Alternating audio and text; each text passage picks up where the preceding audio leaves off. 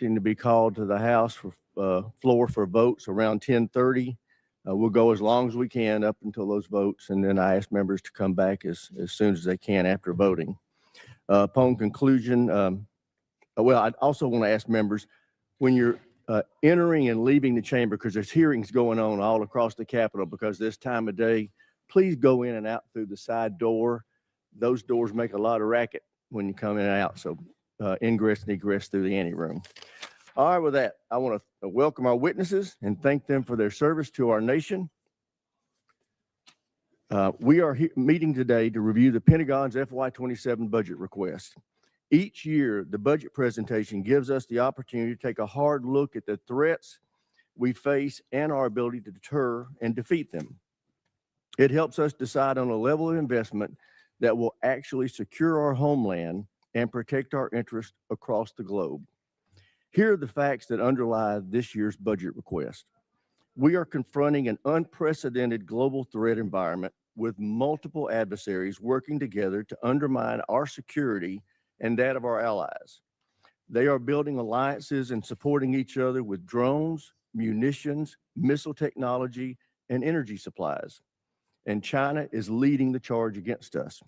As you can see from this graphic, 25 years ago, the PLA was just a defensive force with little ability to project power beyond their borders.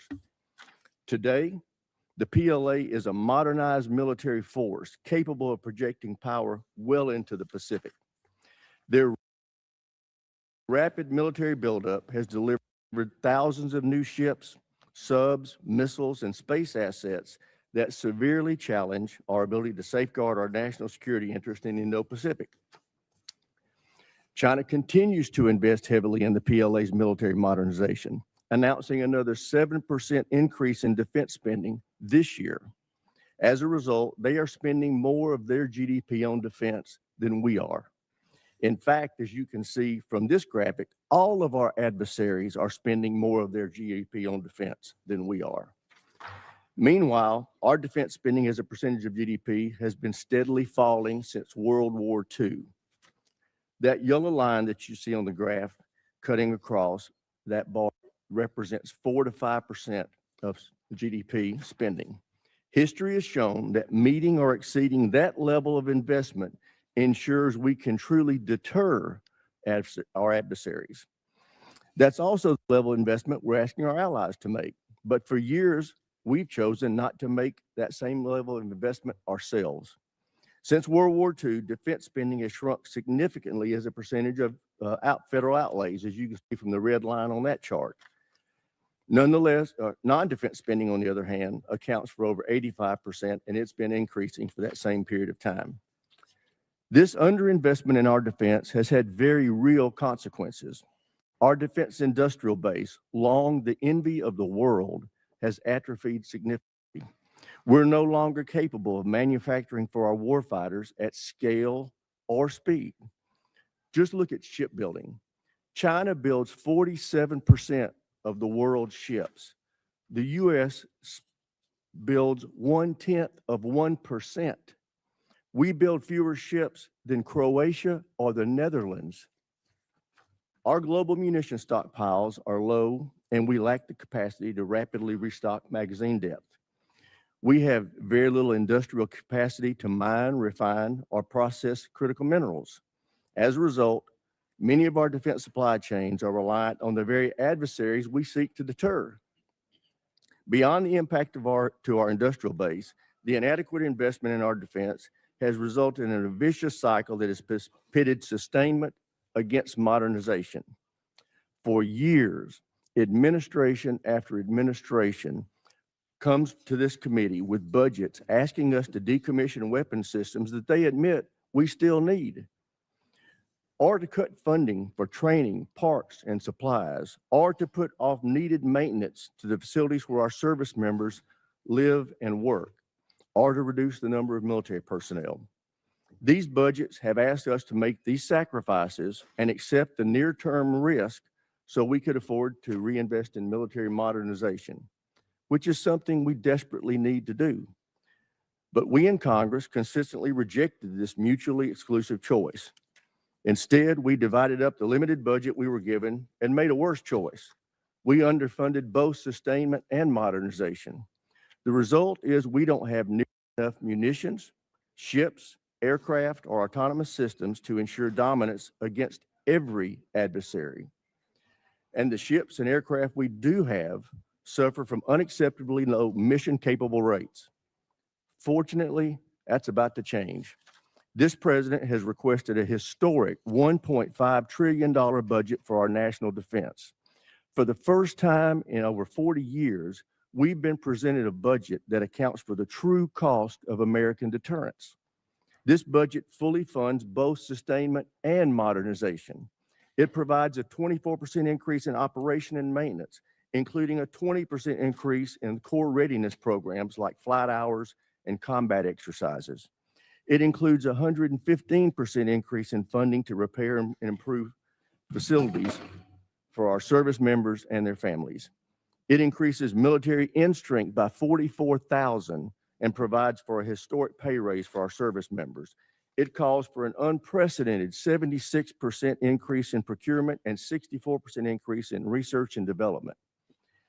This will enable us to truly catch up in our modernization efforts by quickly fielding new munitions, aircraft, ships, land, space, and autonomous systems to replenish and expand our arsenal.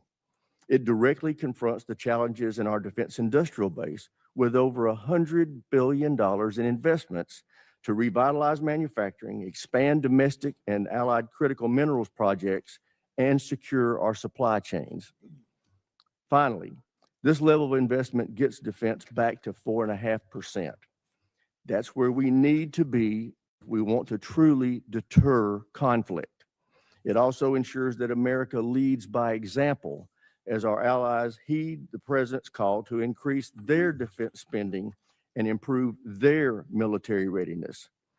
I would also note that it's critical that we do not reduce deterrence while we're asking our allies to ramp up their own capacity.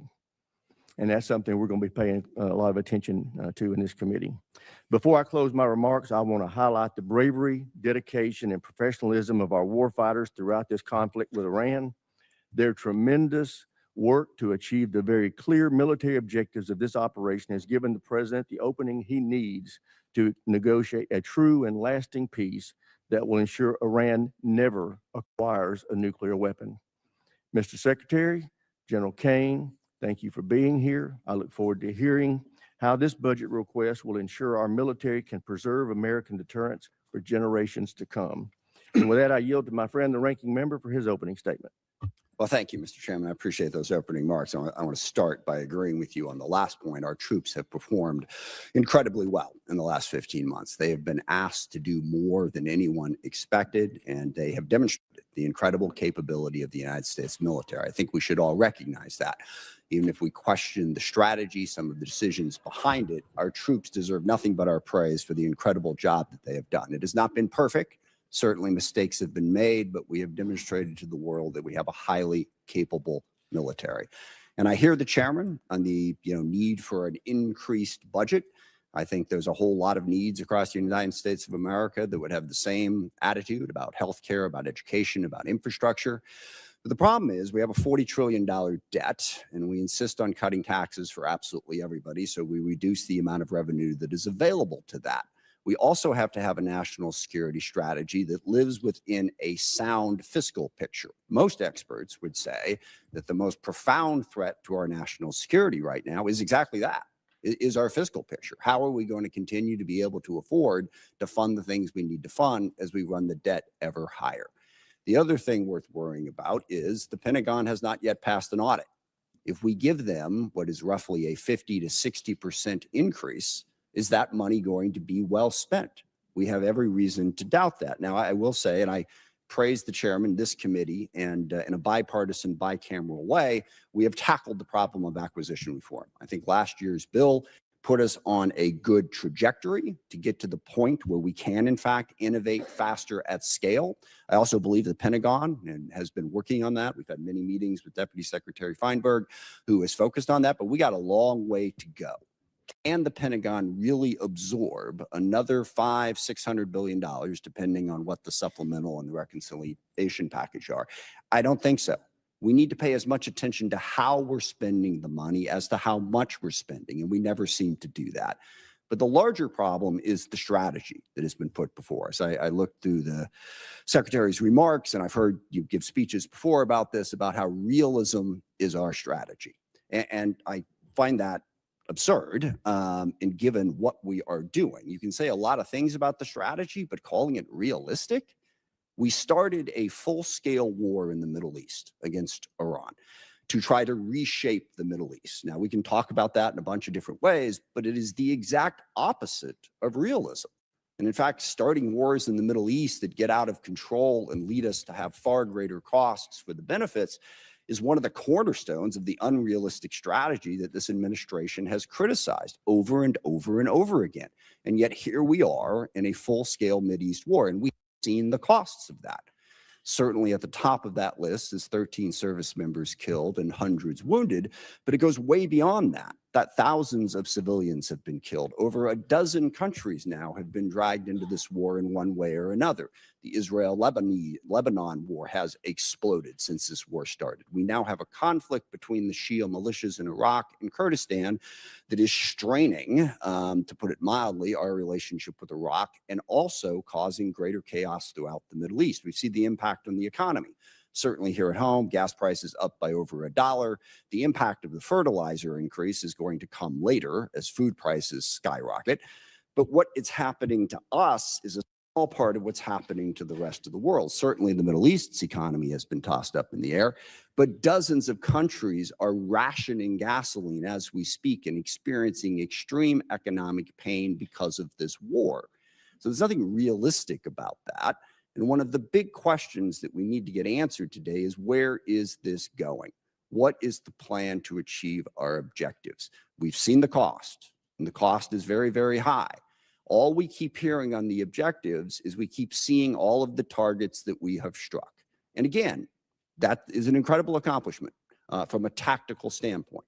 I think the proficiency of our military has been on display, but we're not in this for a tactical advantage. We're in this to fundamentally change Iran. And as we sit here today, Iran's nuclear program is exactly what it was before this war started.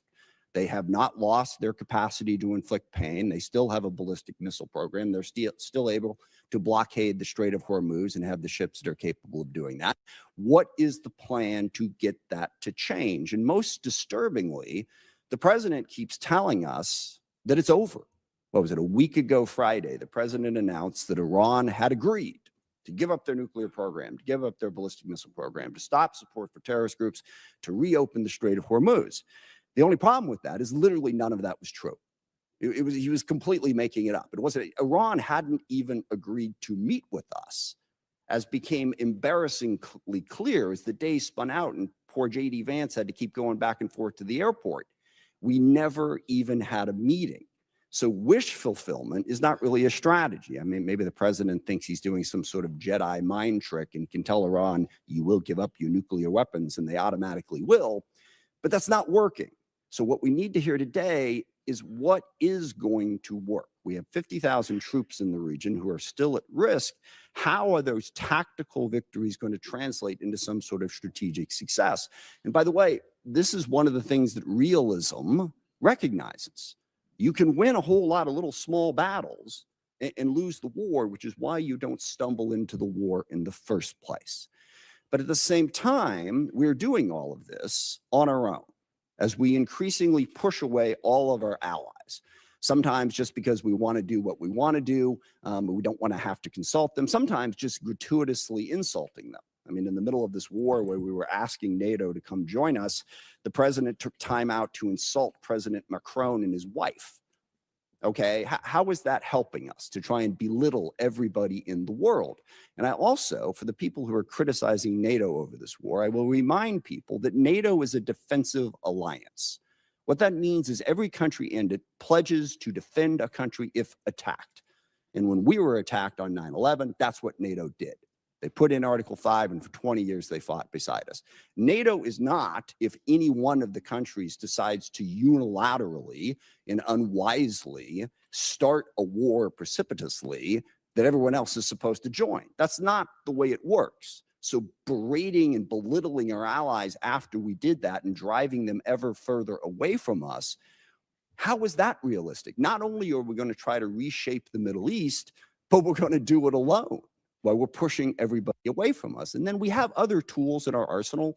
You see that those numbers on the budget, but the State Department's really important. Development is really important. These are ways to achieve our ends, and we have moved away from that. We got rid of the entire USAID, literally causing the starvation of children in countries where we had pledged to provide food, causing massive healthcare disruptions, people literally dying because we cut that off. In diplomacy, we have sidelined, again, the entire world. France and the UK have brought together 44 different countries that have an interest in trying to open up the Strait of Hormuz. We've pushed them all aside. And then we've even pushed aside our own diplomatic corps. We have a very, very talented State Department. I praise today the talent of our military, and I will stand by that. They deserve that praise. Our diplomatic corps deserves that praise too. But we've shoved them all to the side in favor of two real estate guys who are going to go negotiate all the deals in the world, which to date, by the way, has yielded exactly nothing. So there's nothing realistic about starting a war in the Middle East, going it alone, and pushing aside all diplomacy and all development and all other tools in our arsenal. And on top of that, of course, we also want to dominate the entire Western Hemisphere, including apparently annexing Canada and invading Greenland. How is any of that realistic? And then the administration comes before us and asks for what is a hopelessly unrealistic budget in this environment. Back on that chart there, when we were showing how much money we were spending on defense, we had a balanced budget. We had a surplus many years. We don't have that anymore. So call this strategy whatever you want to call it, but please don't call it realism. It's not. Forgive me, it reminds me of one of my favorite lines from A Princess Bride. It's a tense morning. I want to lighten it up a little bit. But the guy keeps saying inconceivable when things happen. And finally, the guy says to him, "You keep using that word. I don't think you know what it means. I don't think we know what the word realism means. So please, can we not have the realism conversation? Let's have the conversation about what the strategy actually is." And I'm sure you have a different definition of it than I do. But as I look at it, the strategy seems to be to use as much violence, as much threats, as much coercion as possible to bend the world to our will. I think that is a very dangerous strategy because one of the oldest cliches in the military is the enemy gets a vote. And we may think that we can stand up and talk tough and talk about how strong we are and how we're burying our enemies and they're begging for a deal. We can do that all day long, all right? But the enemy gets a vote. They don't have to do what we tell them to do. And meanwhile, that coercive, violent strategy undermines our credibility in the world because the chairman is absolutely right. And this is one area where I strongly disagree with the folks on the far left who say that we don't really face any threats, that the U.S. is a malign influence in the world and always has been. I don't agree with that. China, Russia, Iran, North Korea, Hezbollah, Hamas, the Houthis, variety of other transnational terrorist groups, including, yes, narco-terrorists and human traffickers over here. They all are trying to weaken us, all right? They don't want a rules-based order. They want to play by their own rules. They want to push us aside. We want to be the side that stands up for the rules. But if what we're saying to the rest of the world is stick with us because we're a better bully than China, we coerce countries more effectively, that undercuts the very message we're trying to spread to build the coalition we need to be successful. I also worry about the values that we're showing the world. When the president threatens to kill off an entire civilization, that is the message coming out of the United States of America. If we are going to be this big, powerful force that throws our weight around the world wants to know at a minimum that we're doing it for the right reasons and with a sense of values to protect people, not to destroy entire civilizations. And we all hear that and we all go, well, gosh, he probably doesn't mean it. Well, that is so reassuring, okay, that he's just making it up. We're supposed to be the United States of America. I grew up on stories of the U.S. at the end of World War II being the country that the Germans wanted to surrender to, not the Russians, because they knew they could trust our values. We don't seem to care about those values. No rules of engagement. Give them no quarter. All right? That is not who we are supposed to be. And just one final point on that, the girls' school that got hit in the first days of this war. There is absolutely no question at this point what happened. We made a mistake, and that happens in war. We identified this target based on earlier charts, and yet 2 months after it happened, we refused to say anything about it, giving the world the impression that we just don't care. We do not care about the casualties and the chaos that is caused by our war, and we should care, even if we want to prosecute that war. Now, I agree with the chairman. We need a strategy. We face the most complex threat environment that we face in a very, very long time. So we really want to hear from the administration. Don't give us this realism, chest-thumping stuff. What are we really going to do to meet those threats, to deal with the challenges we face? And I'll close just by saying, one of the other ironies of this, of course, is we have a great example in the world right now of what our strategy should be and where our values should be. And that's Ukraine. And I'm really curious, here we are, we roll out the red carpet for Vladimir Putin. We belittle and insult President Zelensky in the White House. He has no cards, right? Well, here we are a year after that. Looks like he had a couple cards to play, because Ukraine is actually winning against Russia. Ukraine, a sovereign democracy standing up against a brutal, oppressive, coercive dictatorship. And we can't even bring ourselves on a consistent basis to say, we are with Ukraine and we are against what Putin is doing, and stand up and support them. So I want to see that strategy to meet the complex threat environment that we have. But simply saying we've already won and boasting and bragging and trying to belittle and insult the entire world, that's not going to get us to the posture that we need. So I hope we have a conversation about how we can build a strategy that makes sense and is actually realistic. With that, I yield back. I thank the ranking member for his opening statement. Now I'd like to introduce our witnesses. And we have the Honorable Pete Hegseth, Secretary of War, General Dan Kane, Chairman of the Joint Chiefs of Staff, and they are being accompanied by Mr. Jay Hurst, Acting Chief Financial Officer and Comptroller for the department. I also want to welcome the Secretary's wife, Jennifer. Welcome to our hearing. Glad to have you here with us today. And with that, Ms. Secretary, we'll start with you. You're recognized. Well, thank you, Mr. Chairman. Ranking Member Smith, distinguished members of the committee, we appreciate the opportunity to testify in full support of President Trump's historic $1.5 trillion fiscal year 2027 budget request for the Department of War. The President's budget request reflects the urgency of the moment, addressing both the deferment of longstanding problems as well as positioning our forces for both the current and the future fight. We think divesting to invest is a strategy of austerity. I'm honored to appear alongside General Dan Kane, Chairman of the Joint Chiefs of Staff, as well as Jay Hurst, our Comptroller, or Chief Financial Officer. I'd like to start by thanking this committee and Congress for your partnership in securing the investments needed for a stronger, prouder, and more secure America. I think what our troops have demonstrated to the world over the last 15 months are a reflection of that. A nation's ability to build, innovate, and support the critical needs of its warfighters at speed and at scale is the foundation upon which its survival rests. However, upon taking office on January 20th, 2025, President Trump inherited a defense industrial base that had been hollowed out by years of America last policies, resulting in a diminished ability to project strength. Under the previous administration, we were focused on offshoring and outsourcing, riddled with cost overruns and degraded capabilities.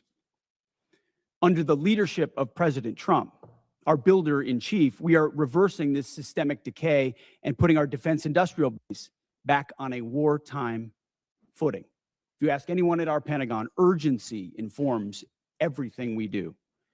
We're rebuilding a military that the American people can be proud of, one that instills nothing less than unrelenting fear in our adversaries and the utmost confidence in our allies. We fight to win in every scenario.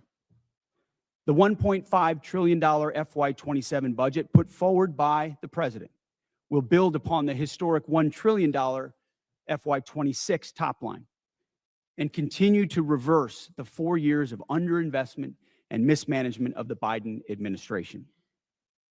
The $1.5 trillion budget will ensure the United States continues to maintain the world's most powerful and capable military as we grapple with a complex threat environment across multiple theaters.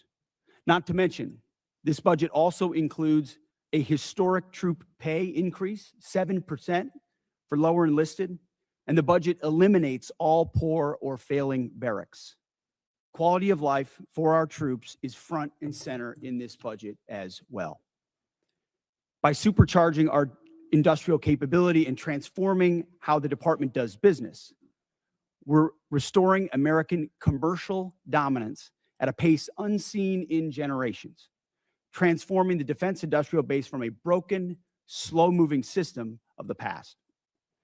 We have flipped the Pentagon acquisition process from a bureaucratic model to a business model, 180, decisively moving from an acquisition environment paralyzed by bureaucratic red tape into an outcomes-driven organization focused on delivering the most at cost, at scale for taxpayer dollars.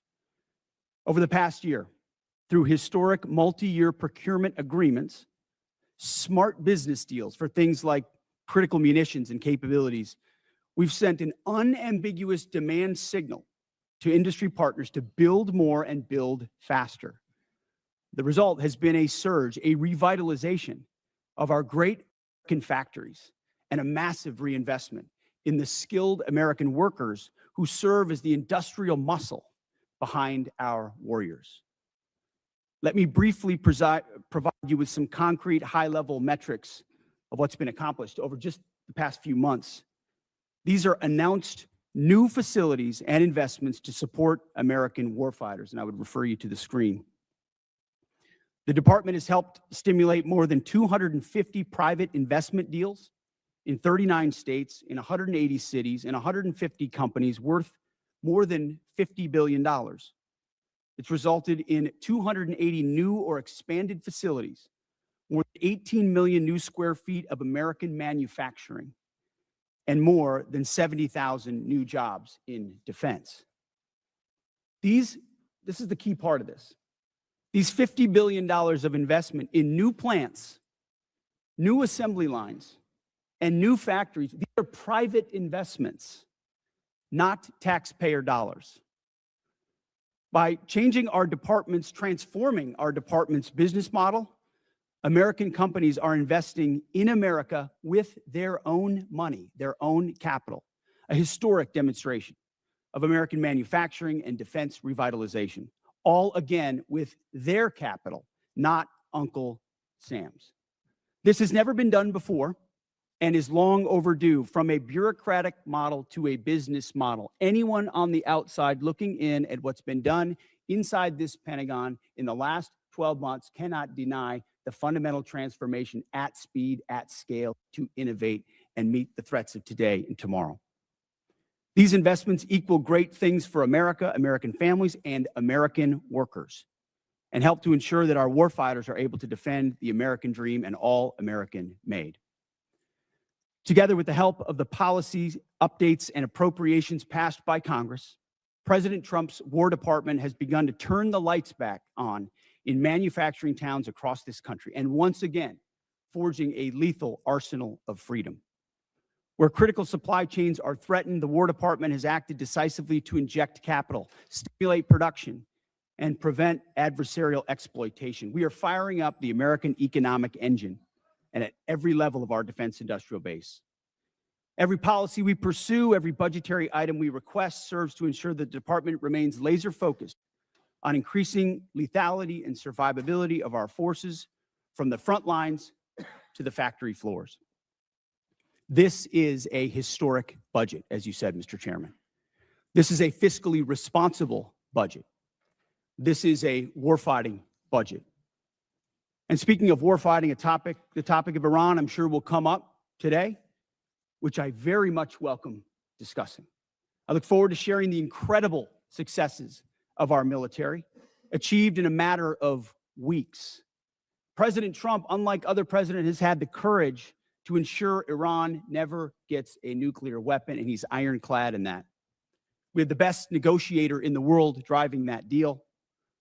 The biggest challenge, the biggest adversary we face at this point are the reckless, feckless, and defeatist words of congressional Democrats and some Republicans 2 months in, I remind you, 2 months in to a conflict.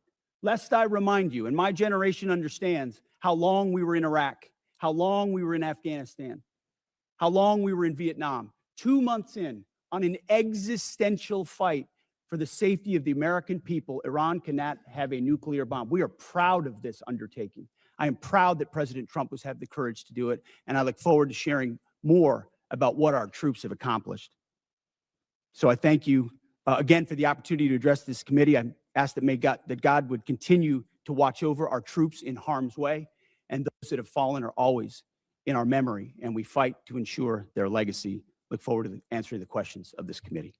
Thank you, Mr. Secretary. General Kane, you're recognized. You're recognized. Thank you, Chairman Rogers, Ranking Member Smith, and members of this committee. Thanks for having me today. I'm honored to be here today alongside the Honorable Pete Hegseth and Honorable Jay Hurst to testify on the President's fiscal year 2027 budget. I'm grateful for the opportunity to testify today, and I'm thankful for your continued partnership in support of our warfighters defending the homeland and our interests around the world. It's a privilege to speak with you today about the foundation of America's strength, our 2.8 million members of our joint force. And I'm continually inspired by our soldiers, sailors, airmen, Marines, Guardians, and Coast Guardsmen, and our civilians standing the watch for our nation, supported always by their families. Each and every one of them could have chosen another path, but they don't. They choose to serve and to do something more important than themselves. And every day they meet the nation's challenges, from combat operations to critical support roles, with the courage, tenacity, and grit that keeps our nation strong and secure. I would also like to express my deep gratitude for the 39 members of our joint force who've passed away during my time as the chairman, including 14 who've passed during Operation Epic Fury. As the Secretary said, we are deeply grateful for each of them and their families, and their names will never be forgotten.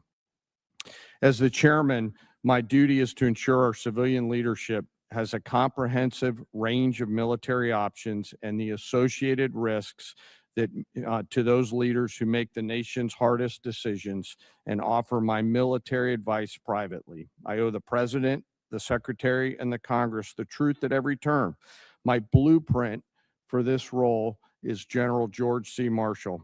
His commitment to civilian control of the military and nonpartisan military remains a constant standard and something I borrow from often.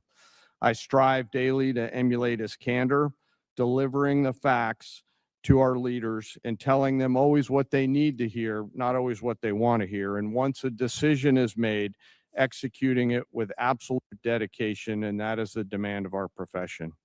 I sit here today before you representing our incredible joint force, and I want to emphasize my commitment to this committee and the Congress that I will always follow General Marshall's steadfast example by providing clear and candid nonpartisan military advice and working together with our civilian leaders to ensure that our military does the things that we must do, being prepared to deter and defend our nation, and if called upon, win our wars around the world. America's joint force is operational at its core, purpose-built for the realities of a complex and ever-changing world. We are organized, trained, and equipped to execute the most demanding missions across the globe with unrivaled precision. Over the past year, our warfighters have consistently demonstrated exactly what it means to be the most capable, adaptable, and most professional military force in the world. Our shared goals are to ensure the joint force maintains the strategic initiative and advantage, projecting American power and responding to global challenges on our nation's terms. During Operations Rough Rider, Midnight Hammer, Southern Spear, Absolute Resolve, and Epic Fury, the Joint Force executed globally integrated operations and missions alongside our interagency and international partners. And once our civilian leaders made a decision, we make those missions our own, demonstrating the unmatched capability to seamlessly synchronize our capabilities across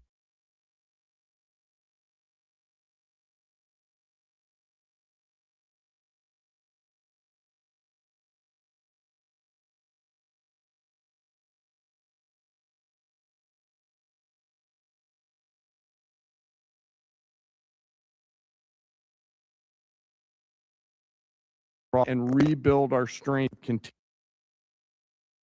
every day. We train professionals every day. We learn and sharpen our edges every day by being learning leaders. And I am incredibly proud to be a member of this Joint Force team, proud of the team and proud of the commanders.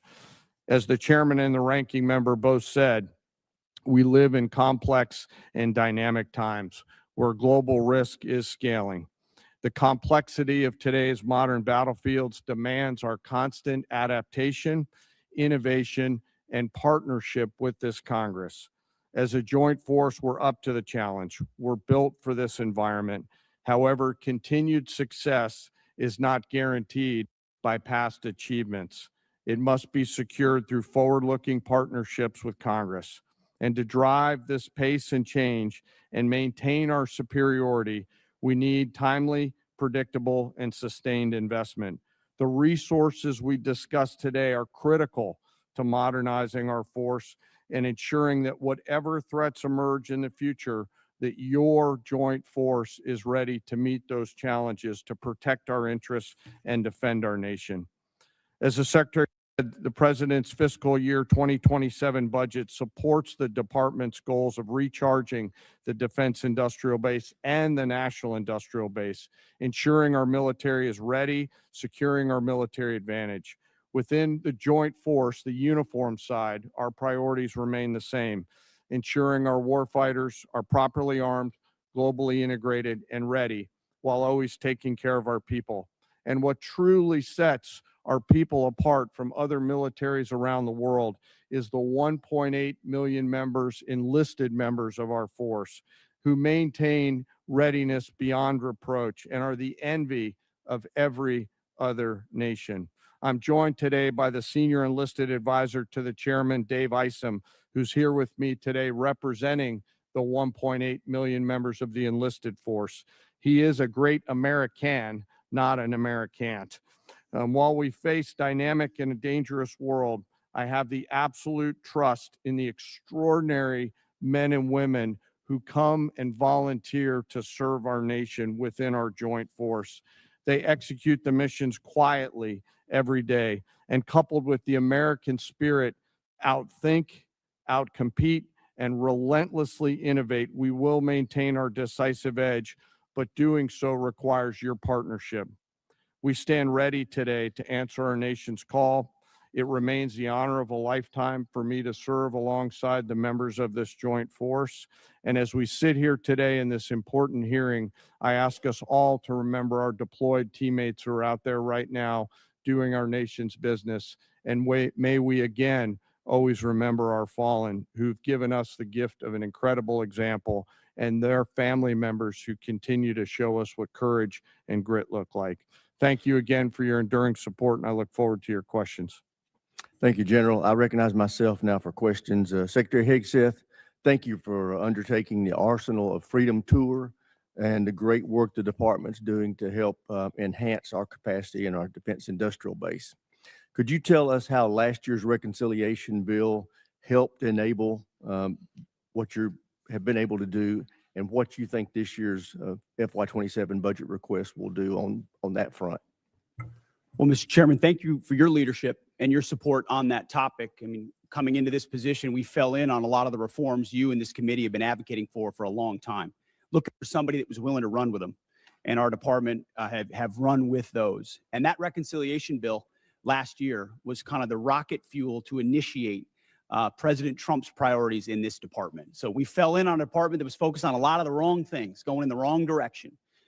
And with reconciliation, we were able to put, $22 billion in shipbuilding, $22 billion into Golden Dome, $25 billion into munitions, established drone dominance, which we're continuing to do this day in this next budget funds. So getting in front of that budget cycle, which had been notoriously unpredictable, coming out of the continuing resolution of FY25, to fund this and then a historic bill in FY26, laid the groundwork for this historic budget to ensure that we're not coming at a cold start here. We came into this administration. Reconciliation was a beautiful tool. We were able to use that through that one big beautiful bill to fund the priorities of this department. We spent on $4 billion on barracks, started immediately getting after the quality of life of barracks. Because of the austerity of the Biden administration, we traded off of maintenance, traded off of quality of life to try to fund other things operationally. This budget stops that cycle and both invests in sustainment and modernization, which is something that's critically important. So without that reconciliation bill, I think, Mr. Chairman, we'd be in a very different place. So thank you for that. Great. Well, as you are aware, the expansion of the defense industrial base is the principal focus of this year's NDAA. So in addition to enacting this budget request that's been submitted, we want to work with you to enhance the department's statutory authorities to improve the capacity of our DIB. What additional changes in law, such as the additional multi-year block buy authority, would you recommend that we pursue in this year's NDAA? A few aspects of the acquisition transformation that's been undertaken by Undersecretary Duffy in acquisitions and sustainment. So there's some aspects of that we'd like to codify even more. But you mentioned it, multi-year procurement is incredibly important and one of the most important parts of this bill. When this committee and this Congress funds those things, companies are already breaking ground on tens of billions of dollars of new plants. You name we've got 14 in our ammunition council that we're focusing on certain ammunitions. There are 14 that are critical. PAC-3s, SM-3s, SM-6s, THAADs, Patriots, Tomahawks, AMRAAMs, JASSMs, you name prisms, you name them. We were building them at too slow and too low a level. Now the companies are going to pay for those factories and those production lines. And when Congress gives those 5 to 7 year demand signals, they'll then fund it, not just, hey, can we get 10 more per month, but can we 2x, 3x, 4x the production, pay for it now, and the companies invest accordingly. So it's been a critical aspect of some of what we've done so far, but we need more of those 5 to 7 year investments. Great. General Kane, what does the $1.5 trillion budget mean for the warfighter and our ability to project forces and secure our interests around the globe? Chairman, in my view, this represents a historic down payment on future security.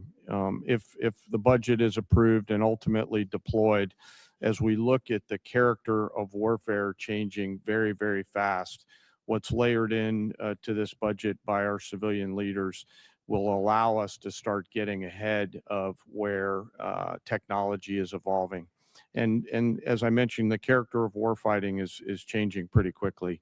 Mass, simultaneity, autonomy, undersea, space, cyber, information, all of those ways that are now manifesting themselves on the battlefields around the world require a higher end of capital investment. And that's why we're grateful for the opportunity to have this budget make its way to the joint force. So it's an important down payment on the future here, sir. Great. Thank you. Thank you, sir. With that, I yield to the ranking member for any questions he may have. Thank you. Mr. Hurst, drag you into the conversation here. We have not yet received from the Pentagon the costs of the war. So just for the record, we'd like to get that as soon as possible. Certainly the munitions expended, but also underreported is we've had a fair amount of equipment destroyed, including 2 C-130s with the rescue of our downed airmen. So do you have either A, a cost estimate coming to us anytime soon, or B, a specific supplemental request? Thank you for that question. So approximately at this day, we're spending about $25 billion on Operation Epic Fury. Most of that is munitions. There's part of that is obviously O&M and equipment replacement. We will formulate a supplemental through the White House that will come to Congress once we have a full assessment of the cost of the conflict. Sure. Yeah, so you're saying the full cost at this point is 25 billion. Yeah, that's our estimate for the cost. Okay. Interesting. Because I'm glad you answered that question because we've been asking for a hell of a long time and no one's given us the number. So if you could get those details over to us, that would be great. Mr. Secretary, you mentioned the nuclear aspect of Iran and the war. And it is worth noting that every president prior to this one, including President Trump in his first term, also prevented Iran from getting a nuclear weapon without actually having to go to war in Iran. So we need to keep that in mind. But also, since the war started, Iran's nuclear arsenal has not been weakened in any way. And at the moment in negotiations, what Iran is saying, basically pay us to open up the strait. That's their position, which is completely untenable. I agree. It's worth noting, of course, that the strait was open before the war started. Now we're negotiating to get back to status quo. And Iran's most recent offer is to say, we'll talk about nukes later. So what is the plan to actually turn all of this lethal kinetic action into an improvement in the nuclear situation? Because we haven't gotten there yet. Play it out for us. How does that happen? How does it actually lead to that result? Well, I would take issue with the premise of the question that nothing was done. Operation Midnight Hammer was a very effective. Well, I didn't say nothing was done. I said in this war. Ultimately, this war started. well, this under this administration, unlike other administrations, which cut bad deals and pallets of cash with no ability to oversee whether Iran is actually pursuing a nuclear program. So where if we we're want at. to litigate JCPOA or the Iran deal, our view, the president's view, is that was a very bad deal. Okay. That gave them a That's bunch the of money up past. What's front the future? to fund. You talked about negotiated deals. Allowed them to fund their proxies and spread Hamas and Hezbollah all around the region, build up nuclear That's capabilities. great. What are we going to do now? President Trump has been clear-eyed, from the killing of Qasem Soleimani to the pulling out of the Iran deal to Midnight Hammer and now to this effort to recognize that you have to stare down this kind of enemy who's hell-bent on getting a nuclear weapon and get them to a point where they're at the table giving it up in a way that So they ensures haven't never have it. So they haven't broken yet. Okay, we haven't gotten there yet for all of the. Well, their lethal nuclear kinetic- facilities have been obliterated. Underground, they're buried, and Whoa, we're whoa, whoa, watching whoa, them whoa, whoa, whoa, whoa, 24/7. whoa, whoa, whoa. So we know where Whoa, whoa, any whoa, whoa, nuclear material Reclaiming might my be. time for We're just a watching quick it. second here. We had to start this war, you just said, 60 days ago, because the nuclear weapon was an imminent threat. Now you're saying that it was completely They obliterated? had not given up their nuclear ambitions, and they had a conventional shield of thousands So of missiles. Operation They're Midnight at the Hammer weakest accomplished moment. nothing of substance. It No, you're left us missing- at you're exactly missing the the same point. place we were before. So Their, much so their that we had to facilities start were a bombed war. and obliterated. Their ambitions continued, and they're building a conventional All shield. right, of let me missiles. try again. It's the North pa- Korea strategy. You know this very well. The North I Korea know. strategy was use conventional missiles to prevent anybody from challenging them so they could slow walk their way to a weapon. President Trump saw Iran at its weakest moment, took an action to ensure, in a way that only the United States of America could do with our Israeli partners, And yet to they ensure their still haven't given conventional up the nuclear. shield was All right. was I brought have one to other heel, which question, we've done. if I could get to it. So on Ukraine, a year plus ago, your advice, the president's advice, was Ukraine had no cards to play. They should go cut the best possible deal they could. Clearly, that was wrong. What did you miss? What did you miss about the conflict between Russia and Ukraine that you didn't see that Ukraine was going to be capable of doing what they've done in the last 14 months? What we didn't miss, and we're here in this committee, is that Joe Biden, with no accountability, gave hundreds of billions of dollars of our weapons to Ukraine, to an outcome that So never you're would not have gonna happened an- if you're not President gonna Trump answer was the president. question. So he pulled out you guys don't talk about that. Ultimately, President Trump believes there should be Okay. a peace deal between Russia and Ukraine. That serves But you the best didn't interests expect of both Ukraine to be parties. where they're at right now. I'm asking you, just from a strategic Listen, standpoint, what I did think the you miss? Ukrainians have shown great courage, and I appreciate that Europe is now paying for any weapons that we provide. All right, I yield back. Thank you. All right, now I want to remind everybody, everybody wants to get their questions, so we are going to be sticking strictly to the 5-minute rule today. So with that, I recognize the gentleman from South Carolina, Mr. Wilson. Thank you, Chairman Mike Rogers, for your leadership working with President Donald Trump. As the grateful father of 4 sons who have served overseas in Iraq, Egypt, and Afghanistan, I especially appreciate War Secretary Hegseth and Chief of Staff Kane for your competence, service, and success. Military families have never been more appreciated than today, and our enemies of dictators now understand peace through strength. Dictators historically are on the run. With your leadership, President Trump has given Syria a chance with President al-Shara replacing dictator Assad from Damascus, who now lives in Moscow. Dictator Maduro is correctly in a Manhattan jail, as you successfully revealed in Caracas that the war criminal Putin air defenses do not work, the Chinese Communist Party radar failed, and Cuban mercenaries were expendable. The Cuban dictatorship is failing, and the ultimate mass murderer, dictator Khomeini, is dead in Tehran, Iran, joining the 35,000 people he murdered this year.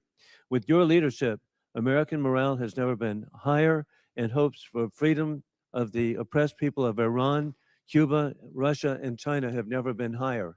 And it's just an exciting time to be here with you. And Mr. Secretary, we continue to see the growing nuclear threat of our adversaries as they expand their capabilities with the largest military buildup in peacetime in world history by the Chinese Communist Party.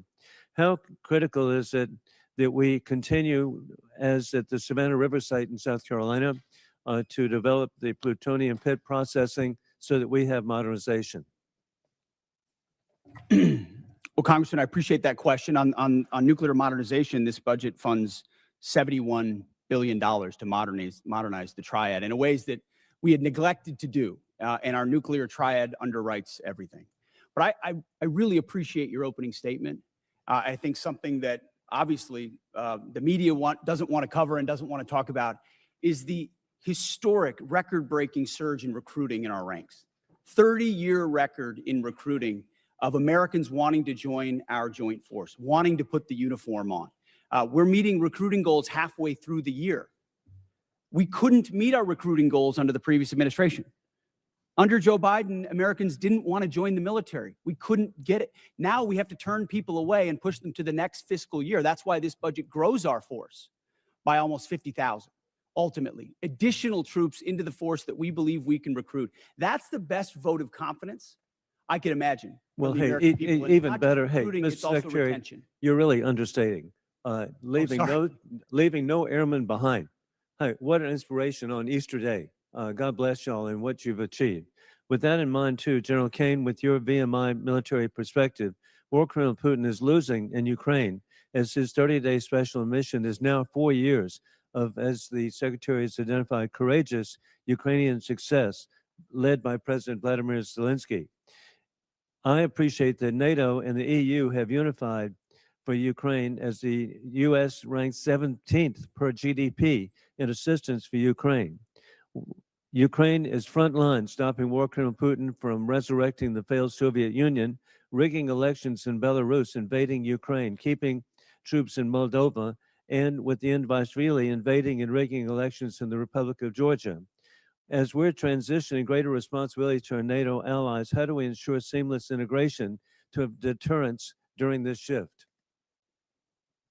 Congressman, we're very fortunate to have great leaders out in the European theater right now. General Grinkowicz and his leadership team are committed to ensuring that integration and transition takes place in a most combat capable and effective way.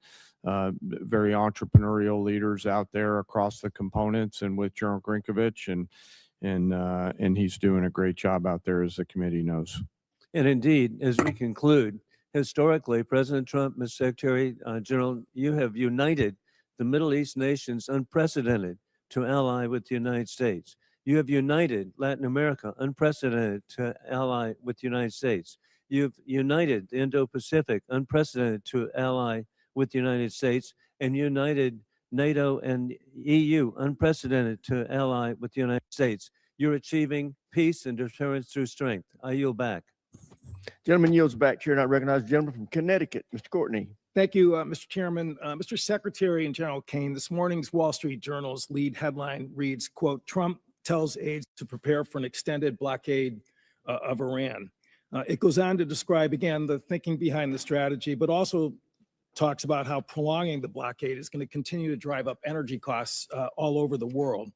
Given the ever-changing messages from this administration on the war strategy and timeline, I really honestly don't expect you to confirm or deny the Journal story. But one thing is clear, the number of transits across the Strait of Hormuz has dropped to the lowest level since the war began, and commodity markets have stopped listening to the happy talk And crude oil prices this morning have risen to the highest level since the war in Ukraine started in 2022.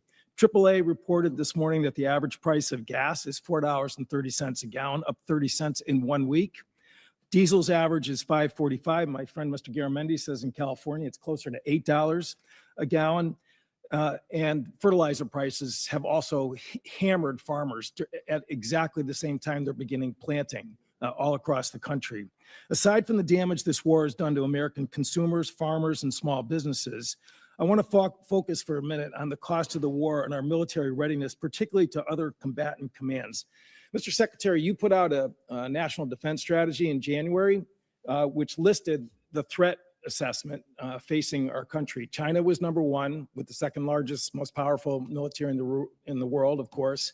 Russia's nuclear force, clearly it was number two in terms of the threat they pose to the homeland. North Korea, which has missiles that actually can reach U.S. territory, was ranked number three, and Iran was described as, quote, and accurately after Midnight Hammer, that Iran's regime is weaker and more vulnerable than it has been in decades. Again, this was before February 28th, when the decision was made to go into the military strikes on Iran. So today we have 3 carrier strike forces in Central Command. The Indo-PACOM, which is where Russia and China are operating their navies, 52% of the globe. We have 1 carrier strike group in Japan, George Washington.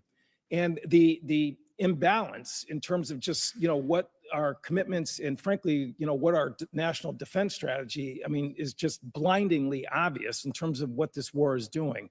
Gerald Ford is on day 312 of its deployment. They've gone through fires, plumbing problems, and again, an extended deployment, which in my opinion is hitting readiness as hard as anything I've seen in the time that I've been on this committee. So General Kane, in terms of, again, the carrier strike groups that are over there, assuming that we get to some end game here, Ford is not going over to the Indo-Pacific to buttress the gap that exists there today. They've got to go back into pretty heavy repair and availability in terms of trying to recover from their deployment. So again, in terms of just, the decisions about where we're putting people and putting really the most powerful part of our Navy, can you explain again what that means in terms of the situation in Indo-PACOM, where China is watching? We saw Mr. Rogers' pretty powerful presentation in terms of the buildup that's happening in that part of the world. How does that align with the national defense strategy, which was just put out by this administration in January? Well, sure. First, I want to echo your comments on the Ford Strike Group. Fantastic work by incredible sailors, not just the Ford herself, but the other ships as well, on a historic cruise, doing incredible work for the nation. But excuse me, how does that balance with the national defense strategy? Yes, sir. Happy to answer the way I think about this. The national security strategy and national defense strategy are frameworks, but a president will employ national force and power based on the political and security situations that a president deems appropriate to use that military force. There's always trade-offs in all of these things. I'm confident that the president always carefully considers these readiness trade-offs, and I'm sure he has done so in this case based on the military options that we've presented with the associated risks and Well, advice. to make a trade going after a regime that's weaker and more vulnerable than it has been in decades, which is quote unquote from the Defense Strategies report, does not, in my opinion, in common sense. Gentleman's time's expired. As you can tell from looking at the dais, votes have been called. So we are now going to stand in recess to the end of this vote. I expect it to take 20 to 25 minutes, but we are now in recess.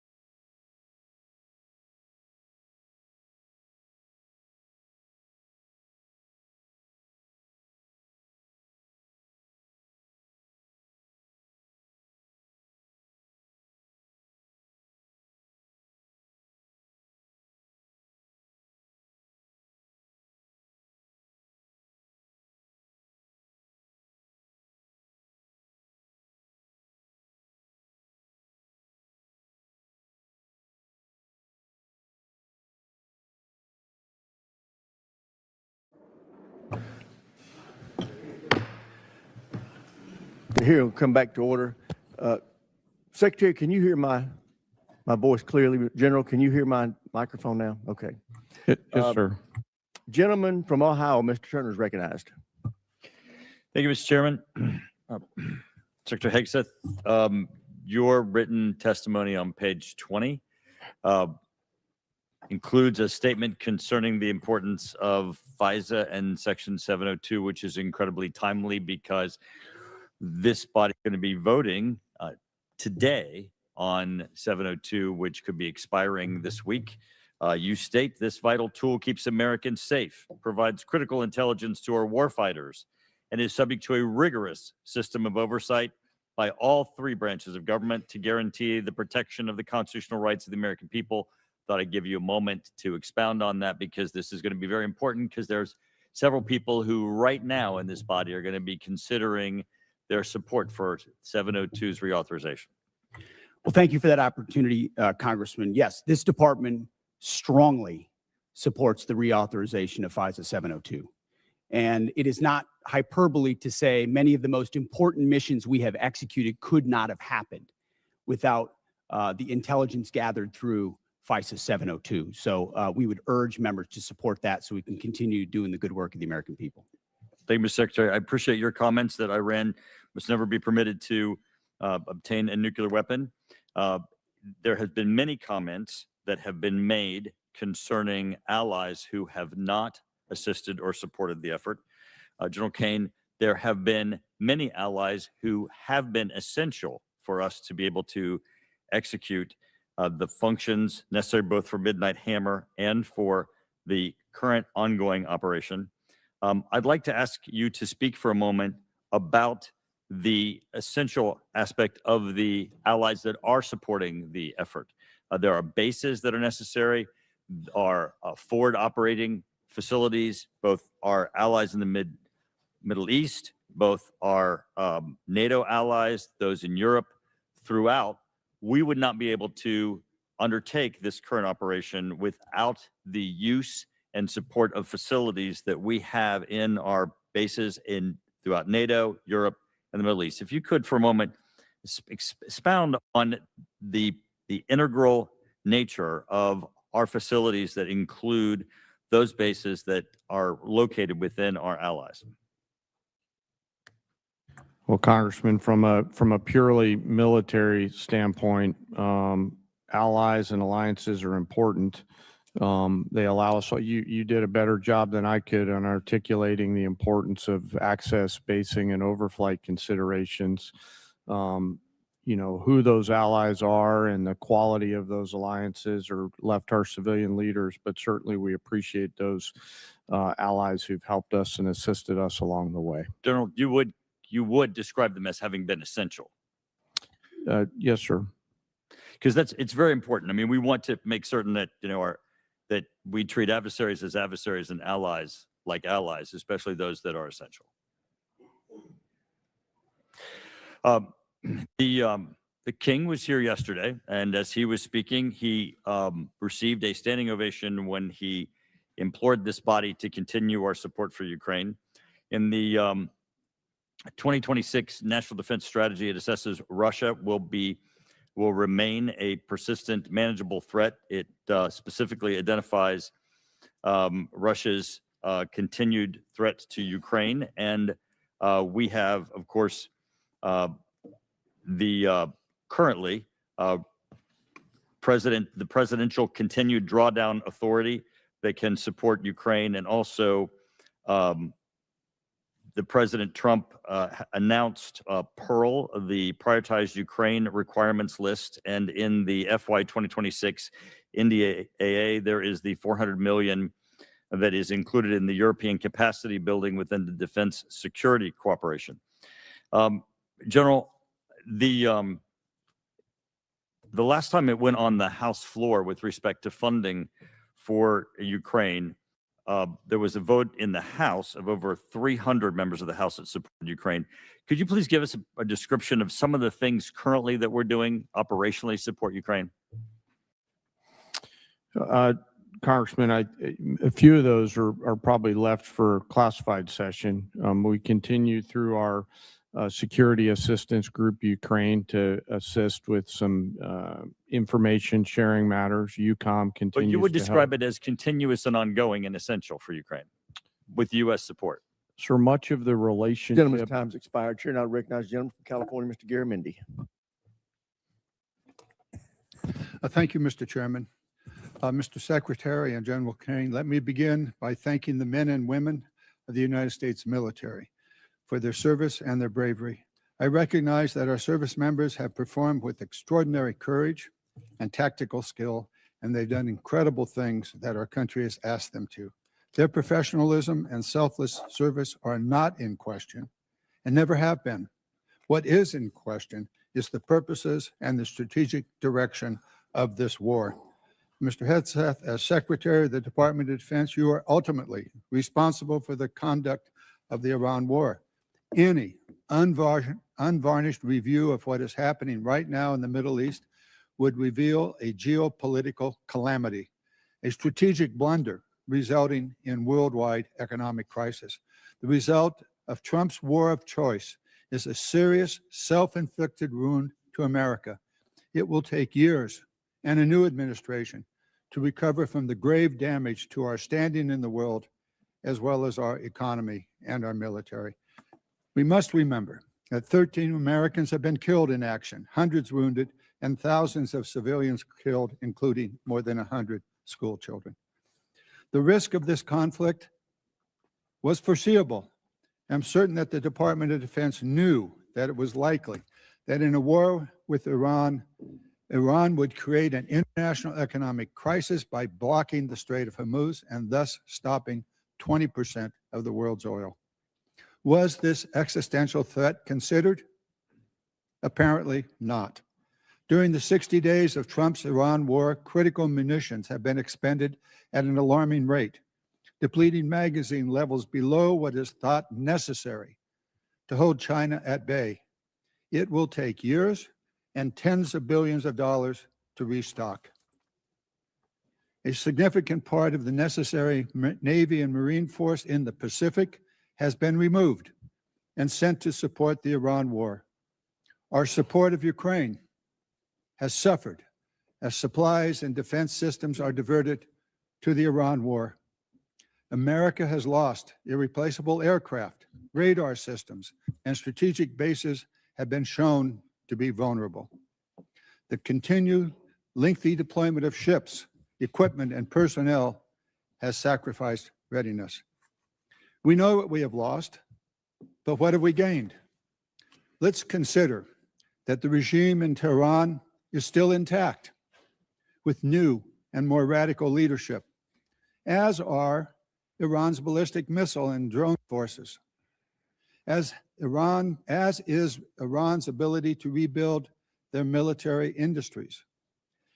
Also, as is Iran's coordination with China, Russia, and North Korea, and Iran's ability to choke off global energy supplies, and their stockpile of highly enriched uranium, which they only built after President Trump shredded President Obama's Iran deal in 2017. Secretary Hegseth, you have been lying to the American public about this war from day one, and so has the President. You have misled the public about why we are at war. You and the President have offered ever-changing reasons for this war. You've misled the public about the progress of the war.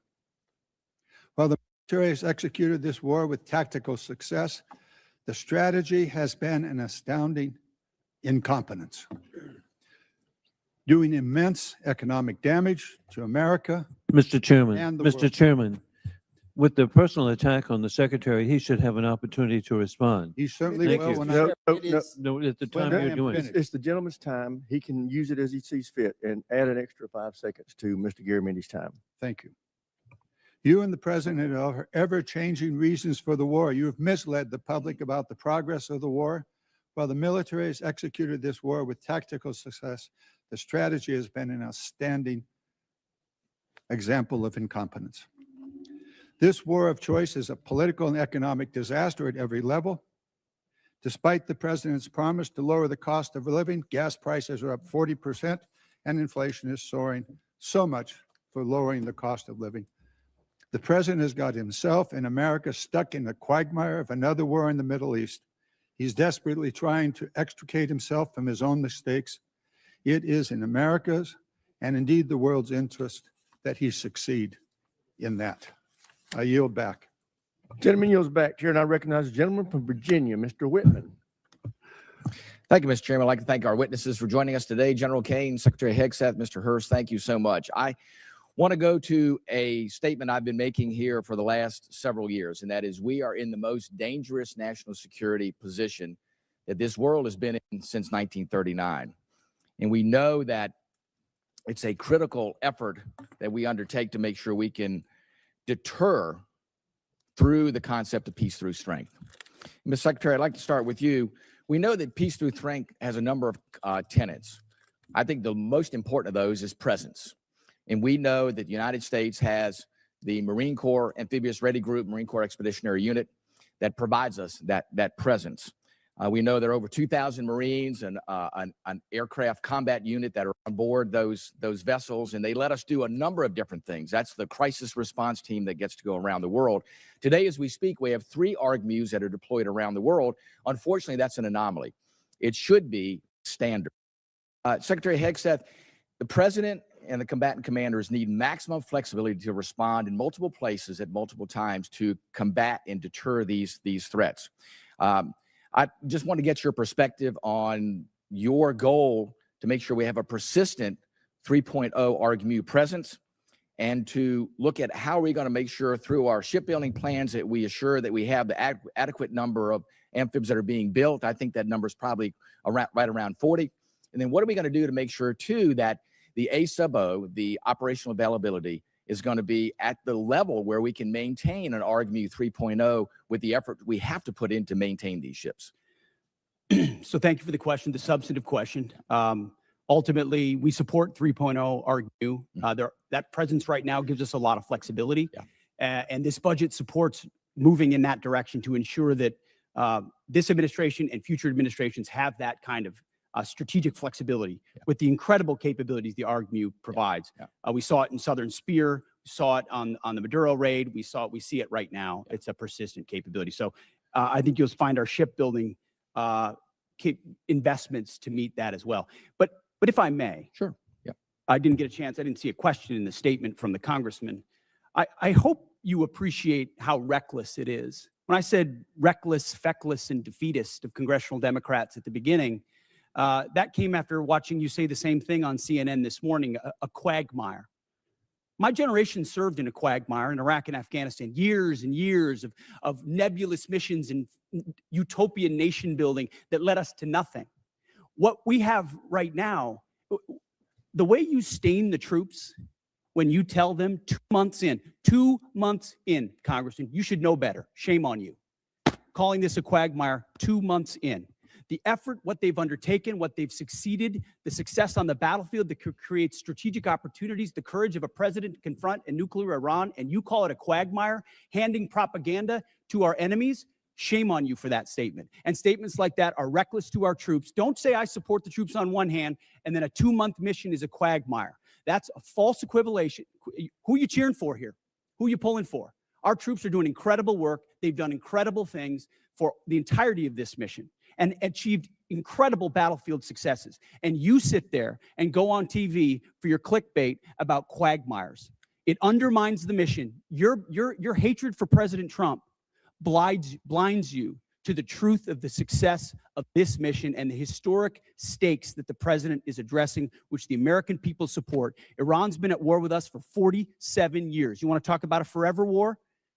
For 2 months, this president has stared them down. He's going to get a better deal than anyone ever has and ensure that Iran never has a nuclear weapon. I know the American people support that mission, despite your loose talk and words like quagmire. Thank you. Thank you, Mr. Secretary. General Kane, I want to quickly go to you. We know all about the need for exquisite platforms, but we know if we're going to close the gap with our pacing threats, we have to make sure we have those expendable and attritable platforms. And we know those nation capabilities are key, and we have to be able to spin them up quickly because that's the fastest way for us to, again, deter by peace through strength. Give us your perspective on how you see the urgency of getting that capacity not only in place, but getting that ability to go to scale and get those capabilities in the hands of our warfighters. Sir, I think it's critical. And when I look at what OSW above us is doing, and the Deputy Secretary as well as Secretary Duffy, and frankly, the National and Defense Industrial Bases all rallying around the need to scale, along with the new entrants that are out there who are coming and bringing products to the joint force. A key is capacity. Time's across expired. the Chair, and I board. recognize the gentleman from New Jersey, Mr. Norcross. Thank you, Chairman. I'd like to thank witnesses for being here today.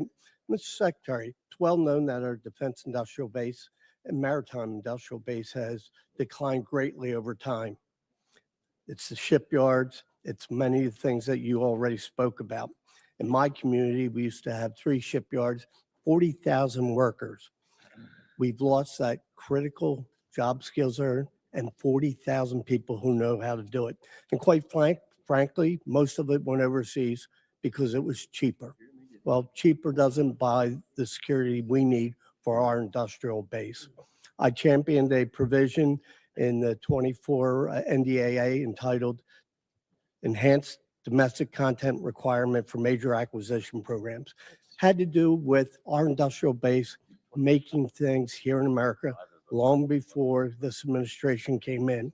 The goal was to strengthen our supply chains and have that critical oversight, push for greater investments, much of what you're doing now on these major defense acquisition programs.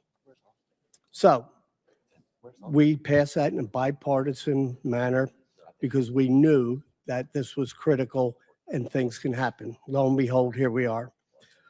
There was a reporting requirement in that calls on you, the Secretary of Defense, to establish an information repository, issue rules, create a fallback process to govern the Department of Defense. We wanted to better understand much of what is being done here, but it's not being reported back to us. I sent to your office on January 8th, followed up on February 4th. We're years overdue on this report that will give us insight onto how we're addressing it. We hear what you're saying, but can you commit that we will get that report to us in the next 30 days?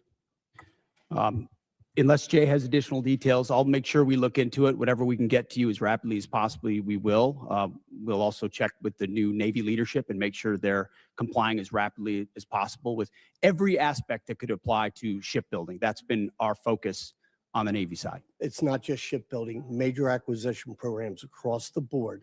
This is incredibly important, and they are ignoring this. And 30 days is being generous, certainly. Second issue is you talk about championing the American worker and how important this is. Yet in a memo on April 9th, you terminate all the collective bargaining agreements across the DOD, taking away from hundreds of thousands of workers at DOD their collective bargaining rights that they voted for. There was nothing to indicate there were any issues with any of the bargaining agreements, yet you decided to take away from them. Over the last few years, we have increased the wages for those war fighters, incredibly important. This year, up to 7%. Yet on the other side of this, you talk about supercharging the defense industrial base. We are in this. How do you go and say, yes, we support the war fighters? They can't do their job unless we are building things that they can use. Yet, no evidence to prove that these collective bargaining agreements were a problem anywhere across the Department of Defense under Democrat and Republican administrations. How do you kind of square that circle that you care about this, yet you take away their voice in the job?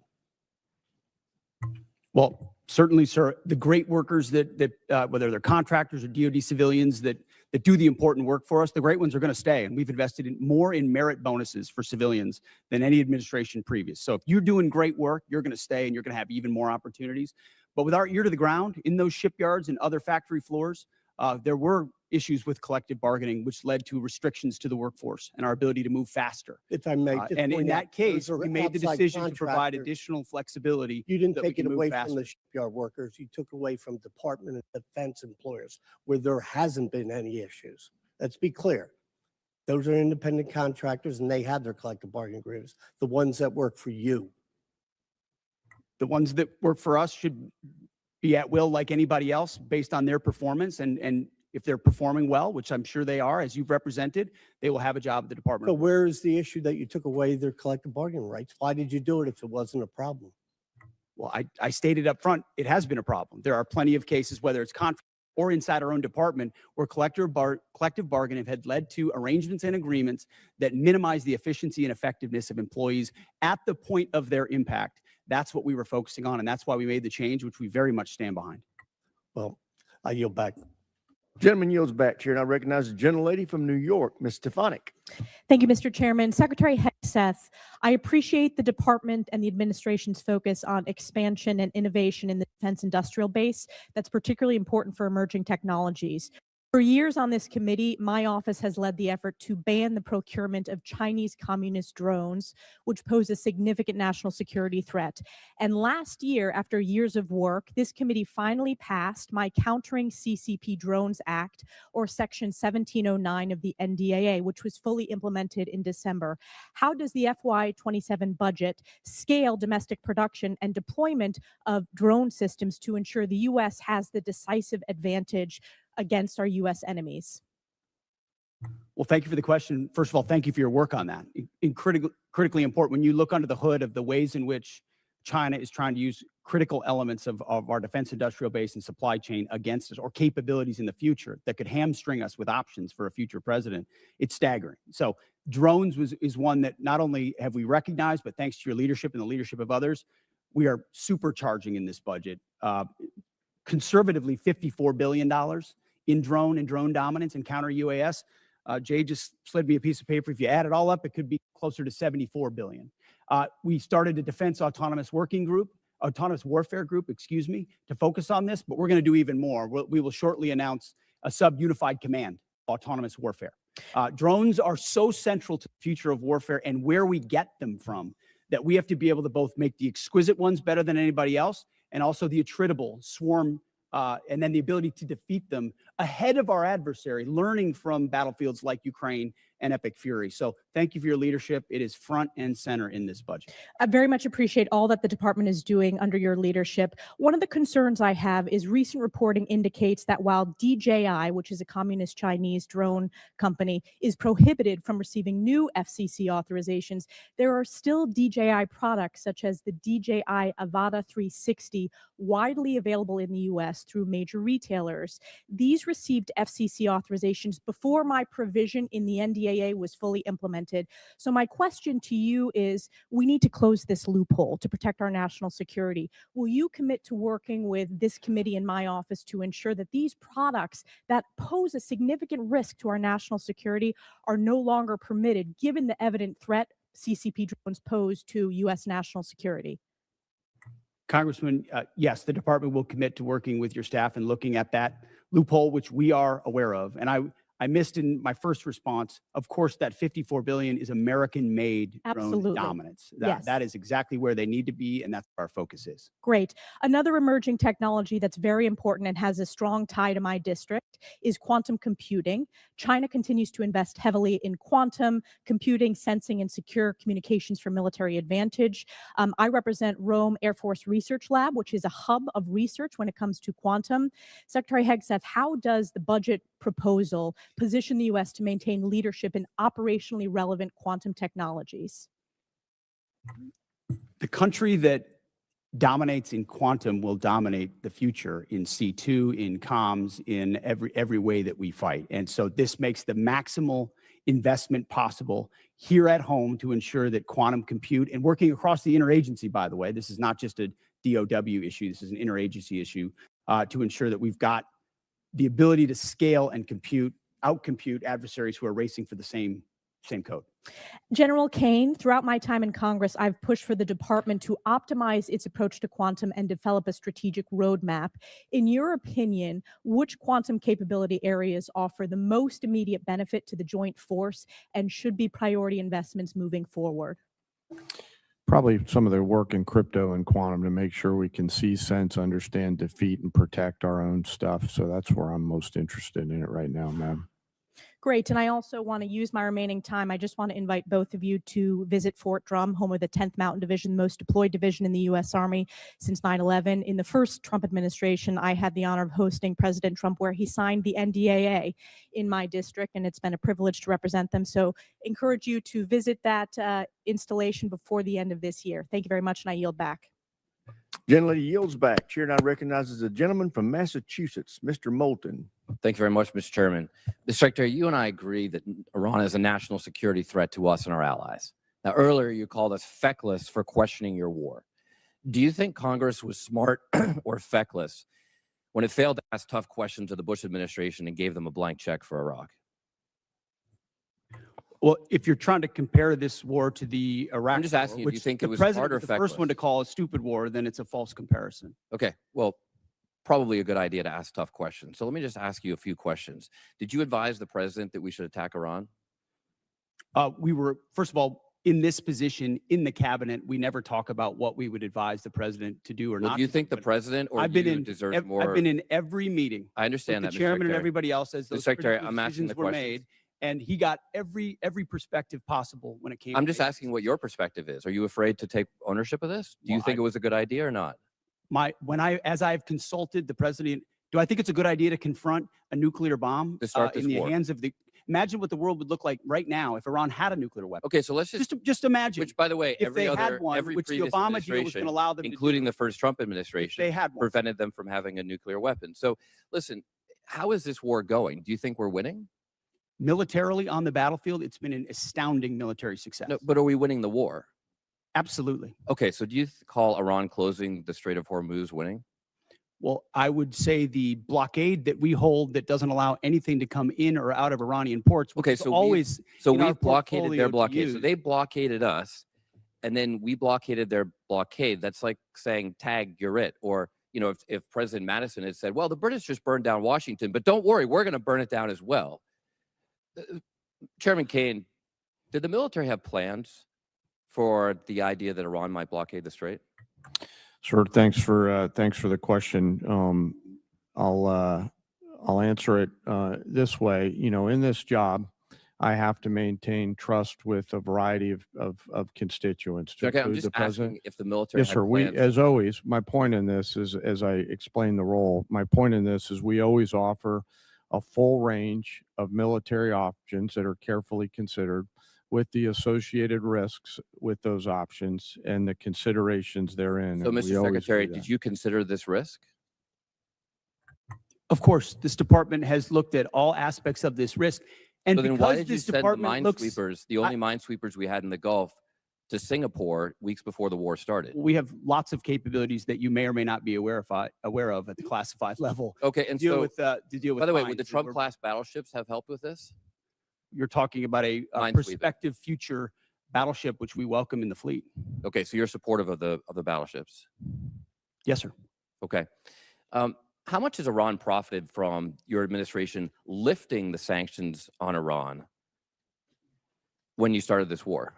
I can tell you Iran is financially devastated right now. In Okay, well, conjunction with the they've earned Treasury about and $14 billion. Operation Economic Fury. They're at a point where between the blockade and what we've done to them militarily, remember, they don't have a Navy. They can't contest the blockade. Okay. Between what we've done to them What kind of militarily a and Navy can they financially, buy they're at a for place $14 billion? where they have very few options. How many Chinese missiles can they buy for $14 billion? Does that sound like winning? They're not. We're ensuring, and they're not buying Chinese missiles. Okay. You know, at the end of the day, this also has a cost to us. If let's say this war costs $100 billion, I mean, you've already said, give us more time. It's only been 2 months. It could go on for 20 years like Iraq and Afghanistan. Let's just say it costs $100 billion. What is that to the average American taxpayer? Do you have any idea? Well, unlike foolish previous administrations, it won't go on So I'm just asking, for years and decades. but let's just say it's Sitting in this $100 billion. position, it's hard to imagine how You know it was that? allowed those things to happen. You were a part You of know that the war. answer to that? So was I. I never. I'm knew what just the end asking if state you know clearly what your was. war Now I costs know the what the average end state American is. taxpayer. What is the cost of Iran having a nuclear weapon that they wield? I'm just over us? asking if you know the cost of the average American I'm asking taxpayer. you what the It's about cost would be of $600. that. So for the American taxpayers out there, my constituents, some of the constituents you wanted to represent in Minnesota, I'm just wondering if they have an extra $600 lying around to pay for your war. I think that's just a question that we ought to ask. Now, quickly, on March 13th in a press conference, you said we will give them no quarter, no mercy. In order for no quarter or no survivors is a war crime under the Geneva Conventions. You understand that's murder. Do you stand by that statement? The Department of War fights to win, and we ensure that our warfighters have the rules of engagement necessary to be as effective Okay, so as just to humanly be clear, possible. you which called they are. Democratic members of Congress to be tried for sedition for reminding our troops to follow the law. But when you tell them to commit a war crime, you stand by yourself. For insinuating that the laws Congratulations, that Mr. we're giving them are Gentleman's unlawful. time's What a expired. great Chair, guy. and I recognize the gentleman from Tennessee, Dr. Desjardins. Thank you, Mr. Chairman, and I thank our witnesses for being here today. And I'd like to thank you for your commitment to our advancement in space, Golden Dome, and nuclear modernization, all which are critical. And also, I understand we're going to start some reproduction of the MQ-9 Reaper drones, which you, Mr. Secretary, and Ms. Secretary share my great state of Tennessee, and we know the 118th Air Wing of the National Guard operates Field and conduct many of these missions, and they do so with great precision. So thank you for that. Secretary Hegseth, you commissioned as an infantry officer in the U.S. Army National Guard in 2003. You've been deployed to Iraq, Afghanistan, Guantanamo Bay. You have been awarded 2 Bronze Stars, the Combat Infantryman Badge, Joint Commendation Medals, 2 Army Commendation Medals, among other recognitions. You have seen military actions from both an operational and service member perspective. Have you ever seen operations with the scope and scale and complexity of Midnight Hammer, Operation Absolute Resolve, and Operation Epic Fury? Thank you for the question, Mr. Congressman. Not only have I not seen missions like that, but if you earnestly go into our formations right now, and you talk to colonels and majors and staff sergeants and 2-star generals, and you ask them about the environment of our military right now and its capabilities right now, compared to under the Biden administration, under Obama, they will tell you it is night and day. Even the ranking member acknowledged that the troops performed incredibly well over the past 15 months and have demonstrated to the world. These are not new troops in a lot of cases. These are the same troops with new leadership under President Trump, who gives them every authority, under a department that ensures they have what they need. I have operators looking at me saying, for the first time ever, we have everything we need to accomplish the mission, both in equipment and in authorities.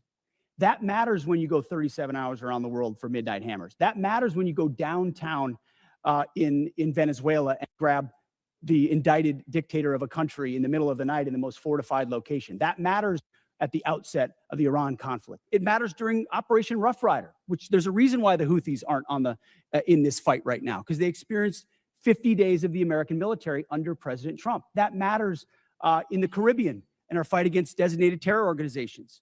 This military is unleashed, and morale is at a level that this country has not seen for decades and decades because of the leadership of President Trump and because this War Department allows them to get back to basics. No more distractions, no more debris. It's simple accountability, training, standards, lethality, and they respond to it. And it's that response that's manifest in highly and historic successful military operations led by our incredible joint force, who are grateful to have a commander-in-chief that has their back.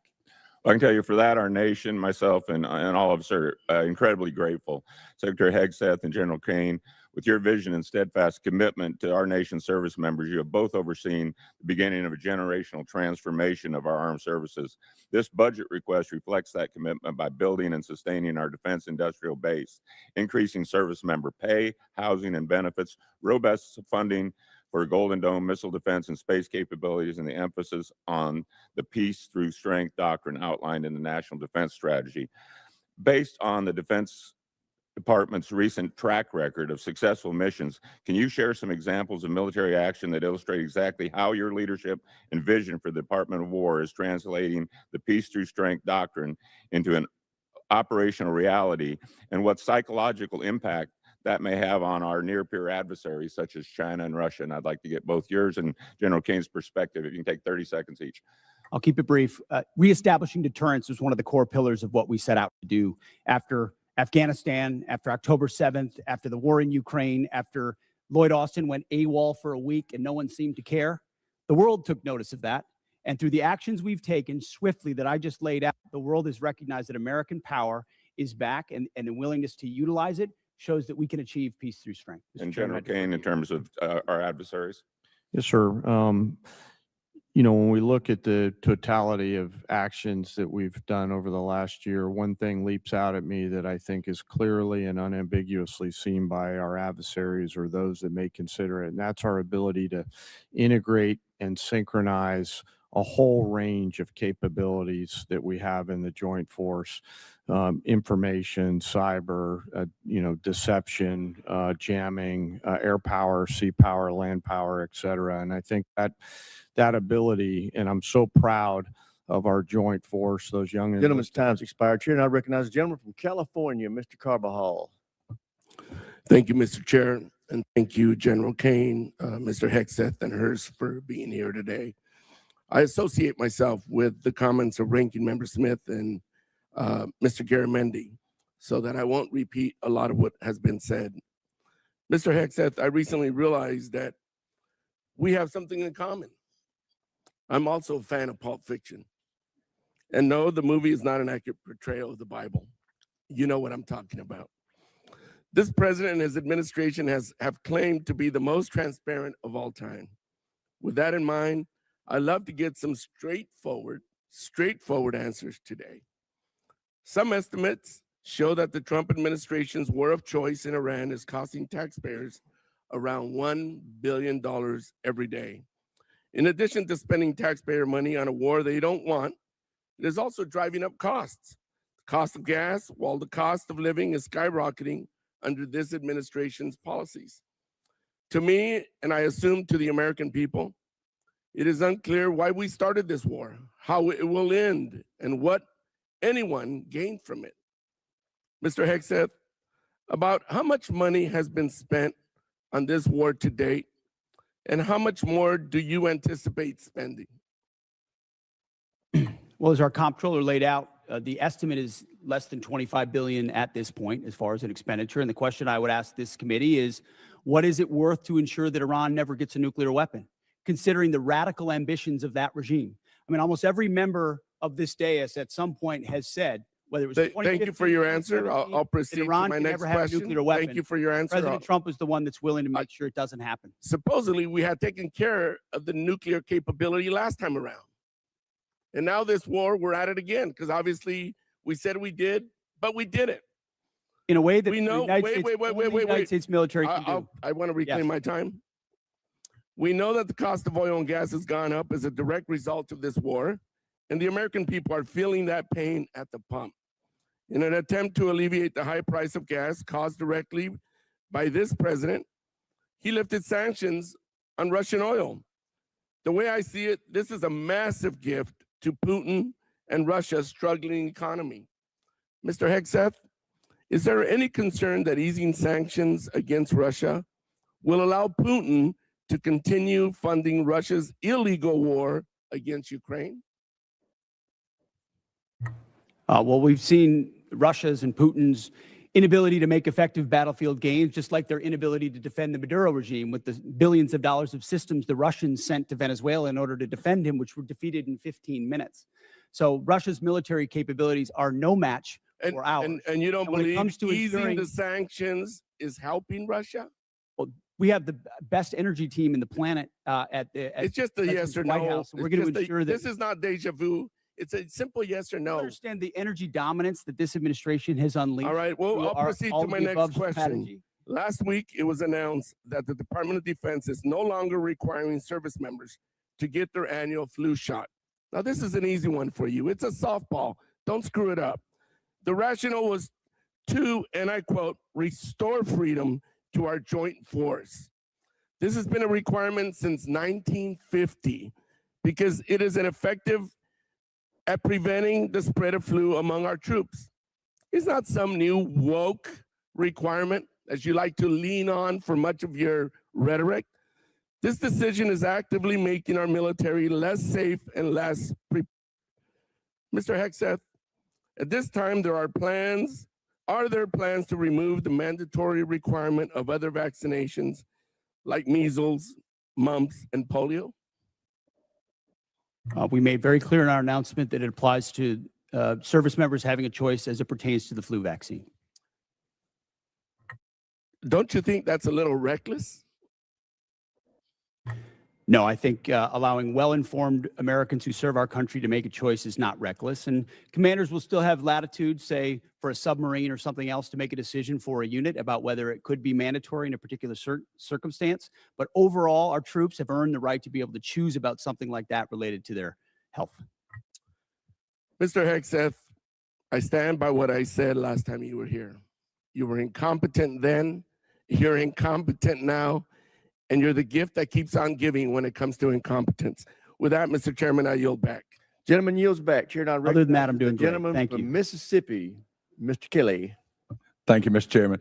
Secretary, don't you think it was extremely reckless to mandate COVID vaccines for the healthiest and most unlikely to get COVID and kick them out of the service if they did not comply with a, although legal, crazy order from the previous administration? Don't you think it was reckless to require that those soldiers and Marines and sailors had to take that COVID vaccine? Congressman, thank you for the question. Not only do I think it was reckless, but we point out the nature of the emergency and lack of actual data on it. We think it may not have been legal. And as a result, we're working very hard to ensure that any service member who was pushed out is brought back in. If they were forcibly pushed out with back pay and rank and everything that comes with it, those soldiers and troops of conscience who had to make that choice, we think are the best troops in our force. Listen, I'm grateful that we have two great National Guardsmen sitting at that table today. As a longtime serving Guardsman who just retired, I'm so proud of y'all and what you mean for our total force. It's not a National Guard, it's not a reserve, it's not an Army, it's not a Navy. It is a total force, and thank y'all for recognizing that. I just want to go back to some of the Iran stuff. I don't know, maybe they're in a different world than I'm living in, but from where I live since 1979, Iran has been at war with the United States, although we refuse to acknowledge it, whether that's Hezbollah, whether that's the Houthis, whether that is Hamas, whether that is trying to build nuclear weapons, exporting terror everywhere. I know for a fact when I was in Iraq, both tours, that EFPs made by Iranians killed our troops. I know for a fact that many of the munitions, I know for a fact many of the militias in Iran that were Shia-based were there to attack Americans at the willing knowledge of the Iranian government. Do you agree they've been at war with us and are still at war with us and the world since 1979? Of course, for 47 years from Beirut to Baghdad, Iran has sought the most dangerous weapons in the world to try to achieve death to America. And if they were to get the most dangerous weapon in the world, a nuclear weapon, they would most certainly use it, which is why this is at the level of seriousness that President Trump was willing to address it. And that's what I think so many in this body misrepresent. North Korea is the lesson. Everybody thought North Korea shouldn't have a weapon. Under the Clinton administration, they gathered so many ballistic missiles that their ballistic missile shield allowed them to blackmail the region and the world to say, we're going to get a nuke and you can't do anything about it. Under this administration, them weakened by the 12-day war and what happened with Midnight Hammer, the president made a bold choice on behalf of the American people to say never will Iran, with their view of death to America and death to Israel, have a nuclear weapon, because if they have it, they'll use it. And he's taken that bold action in a way I think the American people, when they understand the nature of that threat, and they do, they support it. Chairman Kane, wow, I've been around a long time. Can any other military in the history of the world pull off Venezuela, Midnight Hammer, and Epic Fury the way that our great warriors that defend and project power for our nation? Are you aware of any other nation in the history of the world that could have done that? I'm not sure, and I remain very proud of the joint force. I'll also say we're a learning organization, and we're going to continue to look at the things that go right in any operations that we're tasked to do, and we're going to get better every day. So we do not want to sit on the successes and assume future successes. We owe it to the nation and to the citizens to constantly improve, no matter how well something goes. So I'm incredibly proud of the joint force. That said, I'm even more proud when they come back after that. They go into a team room and they start debriefing to make sure that we do it better next time, whatever it may be. And my final point, I just want to talk about what a stroke of genius it was, greater than I would have thought, to blockade the ports of Iran. And that blow economically to their entire economy and to their leadership and everything else, it's going to take a little bit of time to play out. But that was so smart because it is more effective than any bombs. And those bombs were effective in Midnight Hammer. They continue to be. But until we kill their will to create a nuclear weapon, they will always be a nuclear threat because they've advanced far enough along. But that blockade was so important. And it amazes me now we're crying about high gas prices when they were $2 a gallon more just 4 years ago or 5 years ago under the previous administration. With that, I yield back. Gentleman yields back. Chair now recognizes the gentleman from California, Mr. Khanna. Thank you, Mr. Chairman. Secretary Hegseth, tomorrow is 2 months since the war has begun. You've testified that it was $25 billion in cost in terms of the munitions we used and what we paid for it. But when you add to that the damage that was done to our bases and today's dollars for buying replacement munitions and replacement aircrafts, what has the total cost been over the last 60 days? That number right now reflects the total cost that we're seeing. Including buying in today's dollars, the new weapons and replacements, and incling the damage there? That's your testimony? If there's under oath? adjustments to that, I would defer to the comptroller on that. And how much are you seeing in terms of, are you asking in terms of supplemental funding just for the Iran mission from this committee? If and when a supplemental is submitted, Yeah, how much? the majority of it would not just be for, would not be But for what Epic would be the Fury, it would be ballpark for Iran? munitions related to the entirety Just of a what number, we want to sir. get done. A number, what would you submit? What are It you would be requesting? within the, on Iran, it would be less than 25 billion, but there's a lot more we would ask for beyond So just you're Iran. saying it's considering- 25 billion. Okay, I would just, if you Okay. come back, you want to revise those numbers because all the experts are disagreeing with you when it comes to today's dollars and damage, but you can revise it. How much did it cost American taxpayers in terms of the strike to the Iranian school where kids were killed? Do you have that number in terms of the missiles we used? As I've said, that unfortunate situation remains under investigation. You don't know how much it 15-6 costs the investigation, but I taxpayer? wouldn't tie a cost to that, to anything. It's a reasonable question, no, sir? I mean, our taxpayer money was going there. Do you know how much it will cost Americans in terms of their increased cost in gas and food over the next year because of the Iran war? I would simply ask you what the cost is of an Iranian No, nuclear I'm bomb. going to give you that I opportunity. would simply ask you what the, yeah, you're but playing gotcha sir, questions sir, about no, it's domestic not. things. I'm not. You're saying it's a gotcha question to ask what it's going to be in terms of the increased Why cost won't of you gas answer what and it food? costs to prevent Iran from getting a nuclear I bomb? give you that, sir. But let me. What if you would could it just cost? ask my- What would you pay to ensure Iran doesn't but get a nuclear can you- bomb? Do you? What would Sir, you pay? I reclaim my time. Do you not know? You had no one do the analysis of what the increased cost of gas and food on the American people are going to be? What is the cost Let of me- Iran let me give holding you the that number. straight at Let me issue give with you the nuclear number. weapons? It's $631 billion, which means it's an increase of $5,000 a year for American households. Now, let me give you this point. You're saying that your operation is preventing a nuclear Iran. Will you acknowledge that there is an economic cost to the American people for doing what you believe is necessary to make Iran denuclear? Will you acknowledge the economic cost?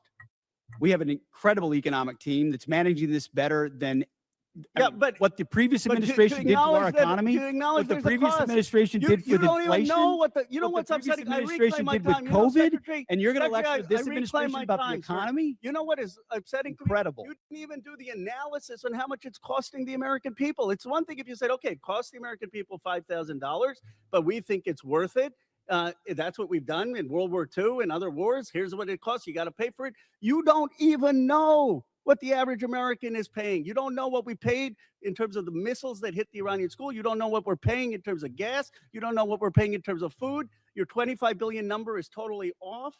It's the incompetence. It's the incompetence. Let me ask you this. Certainly, maybe here we'll find agreement. There was still 440 pounds of low enriched uranium, correct, when President Obama, after the JCPOA? Is that accurate? The amounts and types are classified. Okay. Will you acknowledge that there were 970 pounds of uranium enriched after Trump tore up the JCPOA? The JCPOA was a terrible deal that allowed Iran a path to a nuclear bomb. You deal with vague platitudes. I'm asking you about numbers. Like, you don't know what gas costs. You don't know what food costs. You don't know what the operation costs. You know, I get sound bites, but how about numbers? Do you know how much the enriched uranium was after you ripped up the JCPOA? Trump did. I'll give you a number. I know that, as was stated by early on, the price of gas is twice as expensive in California, your home state, as anywhere else in the country because of the horrible policies your state pursued. You know what? It used to be that type of stuff worked, and then you started to lose the people that you campaigned you wanted to be for, because you said you wouldn't get us into bad wars. You said you would bring down the prices. You know what I'm sad for? I'm sad for all the people who voted for Trump. I'm sad for them because you betrayed them. You betrayed a lot of that MAGA base. And you know who knows that? J.D. Vance knows that. Gentleman's time's he's expired. upset Chair now like that recognizes the before. gentleman from Nebraska, Mr. Bacon. Thank you, Mr. Chairman. I thank all three of you for being here today. It's a real privilege to be a part of this committee. We're the most bipartisan committee out of 20 in Congress. We have a tradition of voting on NDAAs with large majorities year after year. And it's important not to be a Republican first in here or a Democrat first. We're Americans trying to ensure that our country is well defended.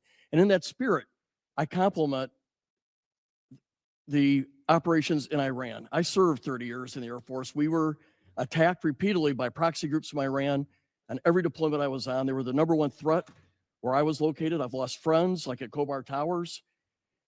Iran with a nuclear weapon would have been an existential threat to our country. And if they had a missile that could hit New York, they would have done it. They would have done it 2 months ago. So I support our operations there. I think it was good that we got Maduro out. You know, I would say it would be important to get the representative government that duly won their election there, and not good to replace one dictator with another dictator, but Maduro was bad for their country. And I support our 5% GDP spending. There's no way to modernize our nuclear force, 6th-generation fighters, take care of our men and women in uniform without being at 5% GDP. But also in the spirit, I share a bipartisan concern of the firings that we've seen at the Pentagon. 4 of the 6 service chiefs, for example, the Coast Guard. We had a huge bipartisan majority here that had confidence in the Army Chief of Staff and the Secretary of Navy. And I would just point out, it may be constitutionally right. You have the constitutional right to do these things, but it doesn't make it right or wise. Now, my first question is dealing with the housing allowance. Something I've been working for the last 2 or 3 years. Our housing allowance is underpaying people in certain areas. And the department, and that hasn't started under this administration, it's been going on for a while, they take out 5% of the housing allowance. They send it to other needs. But that means we're underpaying our servicemen and women living off base by 5%. So we tried to fix it with a $2.9 billion line item to fix housing allowance, but that money was moved. So Mr. Secretary, could you tell us how we're going to fix this? Because we have a shortfall in housing allowance, and we tried to fix it out of here, and I'd like to get it fixed. Congressman, I agree with you. I think that is precisely the kind of quality of life issue that's been ignored time and time again. Oftentimes with good intentions of trying to do some trade-off with something else. But I mentioned the 7% pay increase. That's just for junior enlisted. It's 6% from E6 to 03, and it's 5% from 04 all the way up. But closing that gap, TRICARE reimbursement's a big one we're going to look at as well. If we reimburse TRICARE lower than Medicare, then no one wants to take TRICARE, and now you don't have a real network for service members. So those places where we pinched pennies to try to eke out additional budget space have really hurt service members. So I'm committed to working with you on that to close that gap and ensure that folks can live where they are asked to serve because they can afford housing. I think this has already been addressed to a degree, but I just want to emphasize, we did put $400 million in for Ukraine. I asked you to execute it. It's important for most of us in here. It has overwhelming support. Also, I'm the chair of the Baltic Security Caucus, and we've put money in for the Baltic Security Initiative. These people love America. They love freedom more than anywhere I've ever been, and they need us. They're on the front lines with Russia. Mike, I have a question for the chairman. So we did 29 years of the nuclear alert, airborne alert, the Looking Glass mission. In 1991, we turned that off because the Cold War turned to our favor. I think we're back to where we were at. Russia's a threat. China's building a nuclear force to match ours. I think we need a Looking Glass 2 and restore that nuclear command and control survivability that gives us deterrence. Russia, China needs to know no matter what they do, we can launch those 400 ICBMs. What's your vision for the Looking Glass 2 or the follow-on? Well, sir, as you know, right now we're looking at all three legs of the nuclear triad to make sure that that most critical backstop on our nation's most important day is reliable, redundant, and workable. And so we'll take a look at that. I know the team already deep in analysis on all from NC3 to the end state. But what I want you to know is the most important thing is the ability to execute if we had to, and we can. You know, for 29 years, we had a plane airborne with the general on board, and it gave the Pentagon, the White House, STRATCOM the assurance that we had a backup. I think we're back to the future.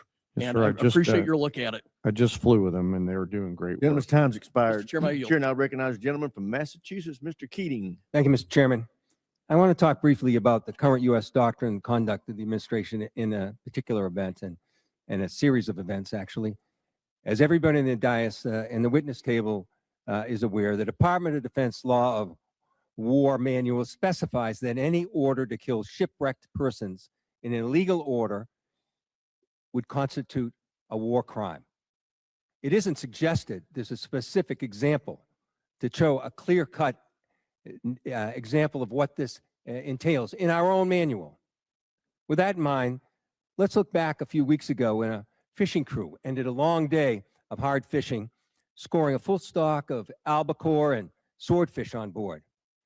Without any warning or expectation, this small Ecuadorian fishing vessel, operating about 200 nautical miles off the Galapagos Islands, was militarily engaged by U.S. forces. It was hit once, then it was hit again. Not a warning shot, not an interdiction, 2 drone strikes. Survivors described chaos and severe injuries. Our U.S. forces then handcuffed the crew at gunpoint, placed black hoods over their heads, seized and scrubbed their devices, and then held them for days. Ultimately, the crew was released, given there was no evidence to support any narco activity or any charges that may be against them. So to recap, we struck a vessel, we struck it again, set fire to it as it was sinking. And as public reports say, even drank their beer. We detained the survivors, and then we let them go. This should be eye-opening. Now let's go to another example, the double tap or 2-strike attack that took place on September 2nd in the Caribbean. A vessel was struck, disabled, and then struck again, killing all but 2 survivors that were left clinging to the wreckage. And this is the thing. We know this happened. We know how it happened. And the Defense Department still refuses to release the follow-up video of the killing of the shipwrecked survivors, even though they released the initial one to the public in major news networks worldwide.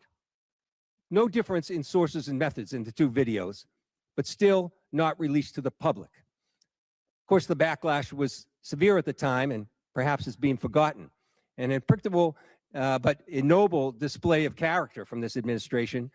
Fingers were pointed at one another as everyone scurried to cover, in a tacit acknowledgement that this was an issue potentially violating international law. Now I've reviewed what's been available, the phony rationale that these attacks are about fentanyl trafficking, when we know fentanyl comes from China, India, through Mexico.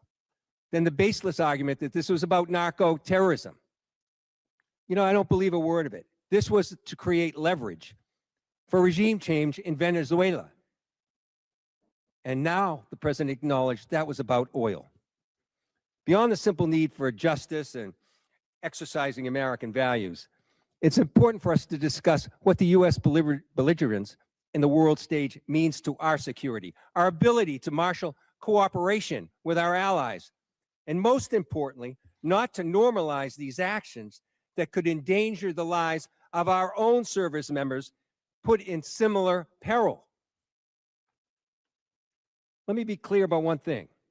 Whether it's these particular strikes discussed here, the one that killed 11 others off the coast of Venezuela, whether it's the 178 other killings, with each of these extrajudicial killings, the administration is pirating American values.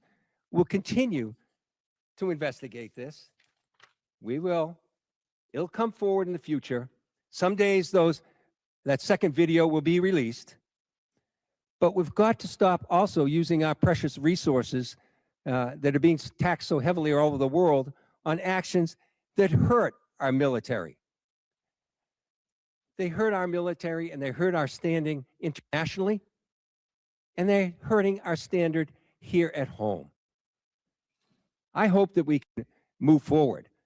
I hope we can review whether these are justified, because I found no justification. We were given classified information on the second strike. I can't discuss it, but I must tell you, it's the most convoluted bullshit I ever heard in my life. This should be public. This is our honor. This is what makes American a difference maker. This is what we're It's an proud incredible of with our array military. of false accusations. And I yield back Incredible. my time. Gentleman yields back.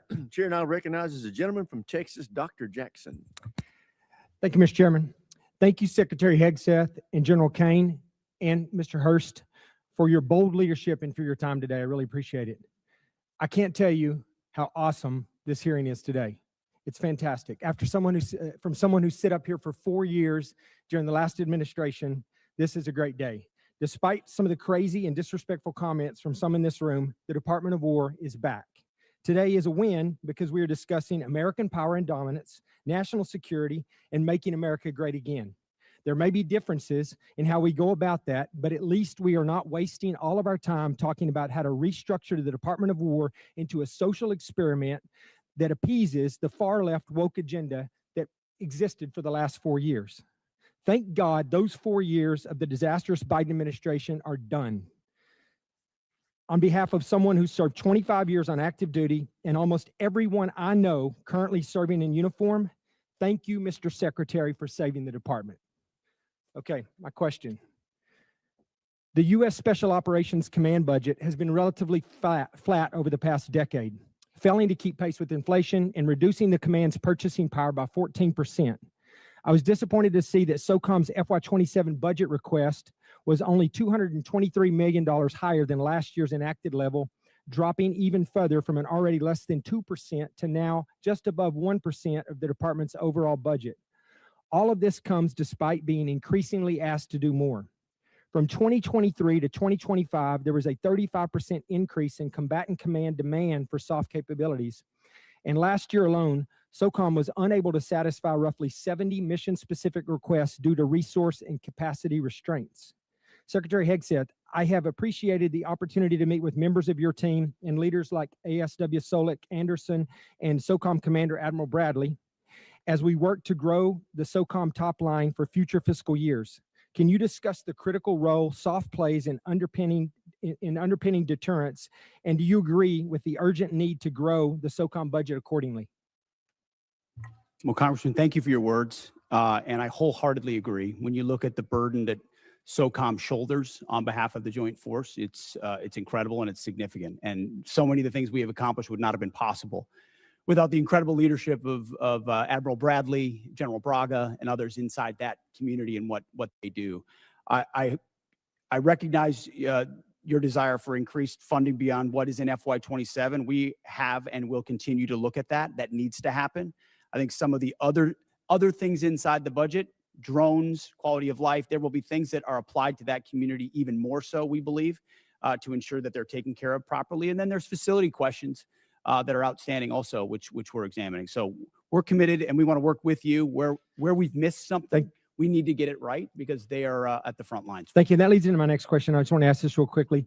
But this year's budget request of $54.6 billion for the DAWG, for the Defense Autonomous Warfare Group, is a vital step to unleash American drone dominance and rapidly integrate autonomous and unmanned systems across the joint force. And we've talked about that a little bit here. However, my concern is only $1 billion of this proposed funding is included in the base request, with the remaining $53.6 billion dependent on future reconciliation package. While I understand the flexibility this approach provides, I remain concerned about the potential gaps created if such a package fails to occur, or if funding for the DAWG is not included in future budget requests. And like you said, I'm hoping that SOCOM is a big part of this. But to avoid critical capability gaps, how is the department planning to fully fund DAWG at the $54.6 billion if reconciliation stalls, or if the department or does the department intend to transition funds for autonomous requirements into the base budget for future years? And additionally, as you mentioned, how will the department ensure SOCOM receives and executes portions of this funding to meet future mission requirements? It's the right question, and we plan to work hand in glove with this committee, with OMB, with the White House, to ensure that that reconciliation package is properly tailored and timed so that it is passed, so that critical money gets there. So we're not looking to FY28 or FY29, because we need those capabilities right now, which is why I appreciate the chairman's opening question about reconciliation. It is a critical vehicle in this calendar year to ensure this department is fully funded to meet the threats of the future. Well, thank you. Once again, I think you guys are doing an incredible job. I appreciate your leadership, and thank you for your time today. I yield back, Mr. Chair. Gentleman yields back. Chair, I recognize the gentlelady from Pennsylvania, Ms. Houlihan. Thank you, Mr. Chair, and I appreciate you gentlemen for being here today and for the opportunity to have a face-to-face conversation with each of you. I have many questions and unfortunately need to start with some that disturb me, Mr. Secretary, from your opening remarks. In your opening remarks, Mr. Secretary, you reserved more words and more time and more vitriol to condemn Democrats than you did for Xi and for Putin combined. It's pretty telling to me that you decided to use your words and your time for that. It turns out that Democrats, even Democrats in Congress, are patriots as well. We serve in our uniformed services, we admire and love our uniformed services, and we love our country just as much as Republicans do. In fact, in this body, I and Representative Bacon, who you just spoke to, led the junior enlisted pay raises that you now sit there and laud as your and take credit for. We led the closing of the BAH, which then you ended up poaching and using for other things. This body led and authorized Ukrainian funding that is now being withheld. You also, in your opening remarks, strangely admonished us here for not being patient with the results of your 2-month war, a war of your suggestion to this president, a war of your choice, a war you executed without congressional consultation.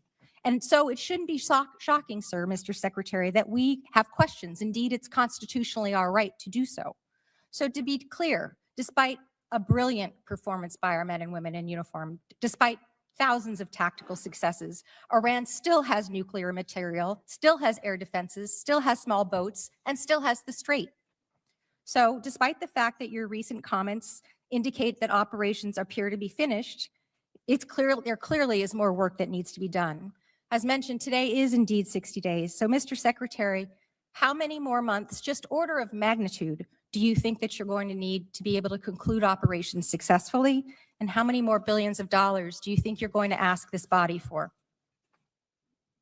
Well, as you know, and as the president has stated, you would never tell your adversary, Sir, I especially once recognize you've, that is the line that you always especially use, once but you've give me an order of decimated their magnitude. military and you control their 3X, strait, 4X. how long you would be committed to the mission. And the next thing that you mentioned in your opening You know remarks, that. Mr. You would never do that. Secretary, is that you called on, which astounded me, examples of the Afghanistan war, the Iraq war, and the Vietnam war.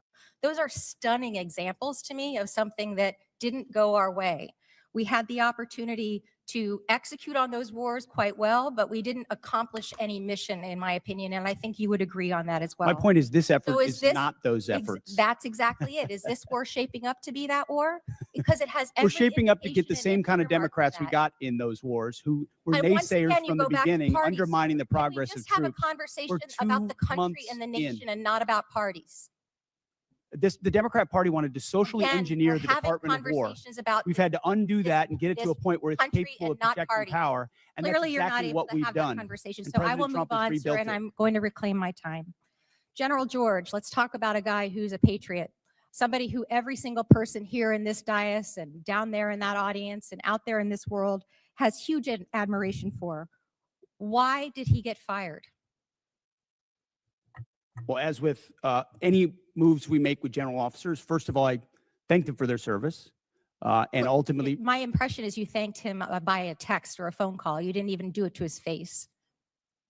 out of respect for these officers, we never talk about the nature of their removal, but every one of them, including myself, knows that they serve Sir, at the why pleasure did of you the fire president. him? Ultimately, out of respect to these officers, we don't reveal it. However, I will note, it's very difficult to change the culture of a department that was been destroyed by the wrong perspectives. So with the you same think General officers that were George there. destroyed a culture? There are many, we've gotten rid guess of it many just looks general to me officers as in if this you're being- administration you because have we no need new answer, leadership. sir. You have no way of explaining why you fired one of the most decorated and remarkable men who's We ever needed served new this leadership. nation. That's And my so answer. your answer is a very immature way of responding to my request. My next question has to do with my remaining time about the fact that there apparently are orders that you've recently given to the Navy to detail officers to command billets in special operations where they, the people who you're detailing, have already received bad performance reviews.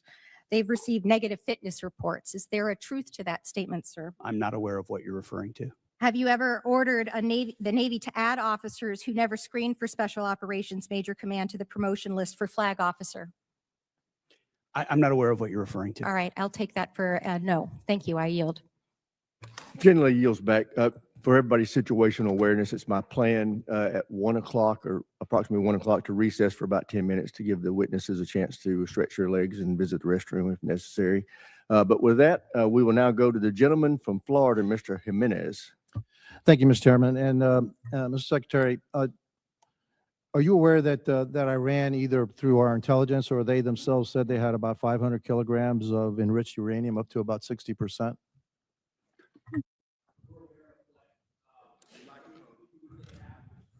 We're aware of what they have or what they believe they have and what we know they have, but all of that is classified.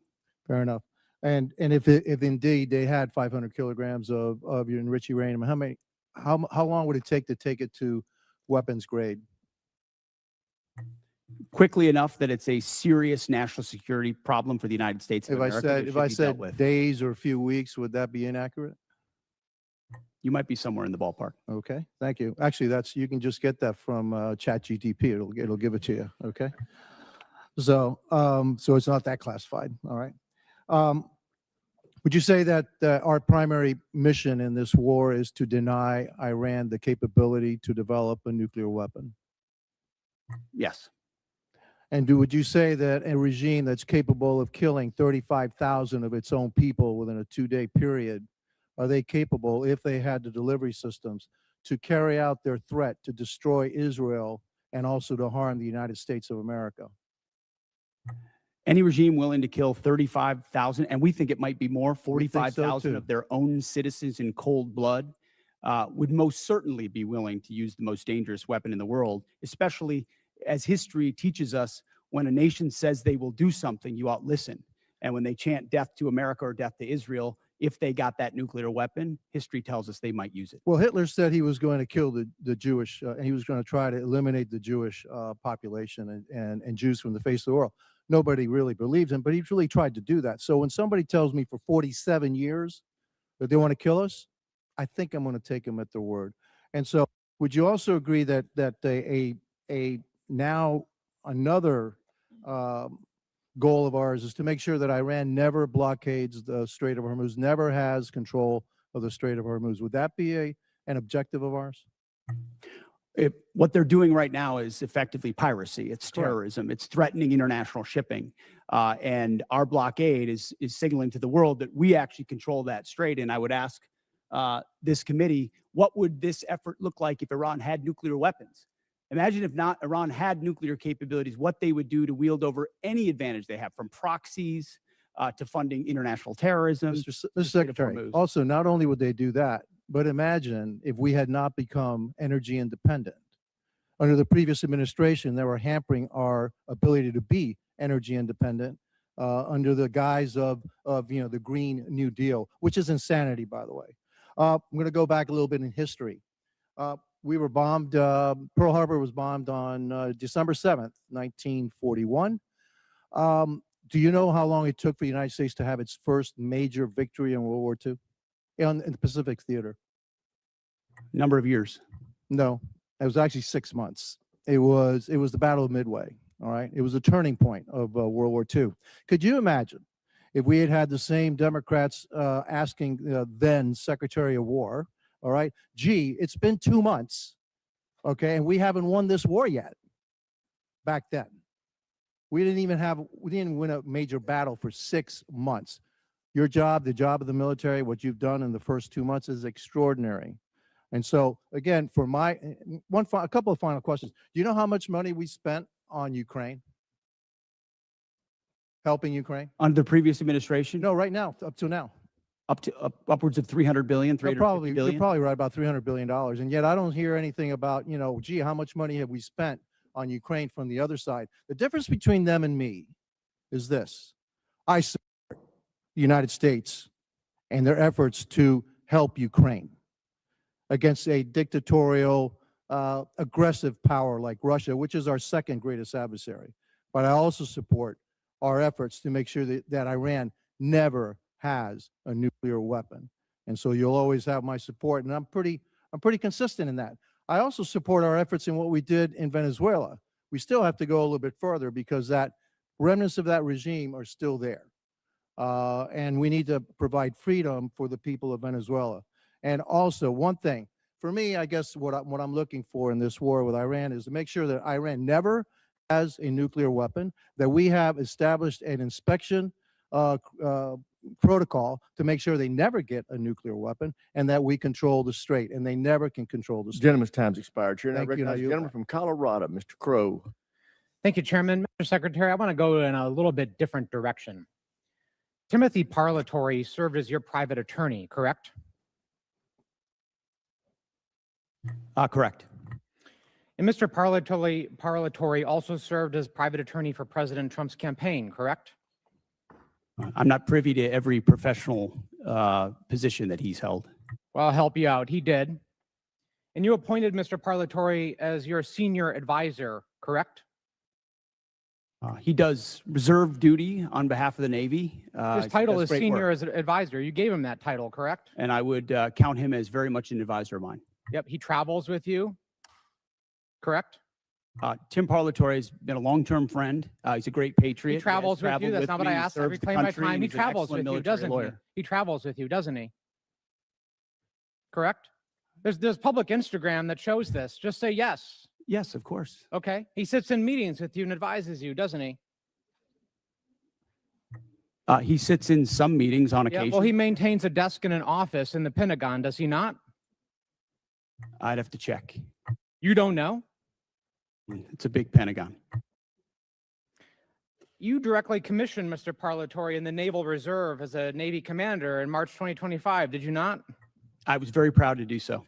And when you did, because he's a Navy Reserve officer, he didn't have to go through the PPO process, the White House Presidential Personnel Office, right? He wasn't vetted by a White House PPO. Uniformed service members don't get vetted by. The answer is yes. He didn't have to be vetted by a White House PPO. He didn't go through the Senate confirmation process either, did he? The answer is no. I don't know what you're getting to, but Tim is a fantastic. I'll tell you what I'm getting to. The answer is no, right? He does great work. Okay. He didn't maintain a security clearance when you appointed him as special advisor. Is that right? I'd have to check. You don't know? I mean, anybody that has access to sensitive material is going to have the appropriate clearance. Okay, so when you appointed him as special advisor, he had a security clearance? You're trying to piece together a timeline. No, I'm asking a simple question. One of your special, most sensitive advisors, did he have a security clearance? No, you're playing a gotcha game like you do on TV and everywhere else. You're trying to thread together details that are connected about something else. Clearly, you're concerned about my line of questioning, aren't you, Mr. Secretary? Because you know where it's going, don't you? I think you do. So does Mr. Parlatore represent foreign governments? He has a private law practice, does he not? From what I understand of his law practice, he does a lot of great work for service members in the military and other. He maintains a private law practice. Does he represent foreign governments or foreign persons in that private law practice? I don't know. You don't know. Somebody who's sitting in your meetings, a special advisor, you don't know. Does he represent any senior officers who are currently under consideration for promotion by you or your office? The only person that makes determinations about senior officers is me. Answer the question. Does he represent senior officers who are under consideration for promotion by you? No, I'm the one that makes decisions about choosing. Does he and represent them, finding Mr. senior Secretary? officers. Does he He represent doesn't them? represent anyone. He's a legal advisor and always has But been. he has clients, does he not? He's a legal advisor to me on reserve duty, and he always has been, and he does a fantastic Is it job. true that Mr. You're playing a Parlatore was losing hand, removed? whatever you're I trying to reclaim my play here. time. Is it true that Mr. Parlatore was removed from an investigation by the White House last year? I don't know what you're referring to, but not that I'm aware of. You're not aware of it. Was it true that you were also removed from that same investigation? The answer is yes. No, not that I'm aware of. You're not aware of it. That's interesting. Well, is it true that Mr. Parlatore disparaged President Trump? I don't know what you're referring to, but no. Is it true that Mr. Parlatore was accused by President Trump and his lawyers of lying? What you're accused of is a cute line of questioning that's going nowhere. Well, it's going somewhere, which is why you're not answering the question. Was it true that he was accused of lying by the president's legal team? I'm not familiar to. You'd have to give me the context. Well, it's of right that here. You article, want to look at and the statement from President Anybody Trump's could blow legal up team? a quote and claim it says something, and that's what you're doing in a little stunt. Secretary Hegseth, what I'm really concerned about is you purport to have unfaltering loyalty to President Trump, and yet you are continuously Oh, going. you care a lot I about reclaim my President Trump, time. don't you? You are This going is a behind cute his waste back of your 5 and minutes. appointing A people. huge, I reclaim cute my time. waste of your 5 minutes that I led reclaim nowhere. my time. You are Do not repeatedly pass go, going do not behind the collect president's Gentlemen back. from Colorado's Failed. time. Go ahead, Mr. Carl. You are repeatedly going behind President Trump's back, appointing people who he is accused of lying, who the White House is Gentleman's accused of time's lying. expired. The And you are chair now not being recognizes honest the with gentlelady President from Trump. South Carolina, Ms. Mace. Thank you, Mr. Chairman. Thank you, Mr. Chairman. I request unanimous consent to enter a number of documents into the record. The first of which is a statement from Corey Mills, First Sergeant, stating his forms and accounts of his military service are falsified. The second document is a picture of Corey Mills wearing a Bronze Star from 2019 before he ever got a Bronze Star. The third document is a document that conveys a Bronze Star medal and his life-saving care to the wounded. And according to the soldiers who were there, they said it never happened, according to the men who were there. The next document is a transcript of a conversation I had with Brigadier General Arnold Gordon Bray, who confirmed that he did not review, did not read, did not physically sign the form DD, I guess 638, form 638, that Mills submitted for a Bronze Star. And to be candid, he said, quote, "I didn't look at it." I asked to review the email that he sent to Mills' staff about authorizing his signature for a form he did not review, and he said that he would not share it with me.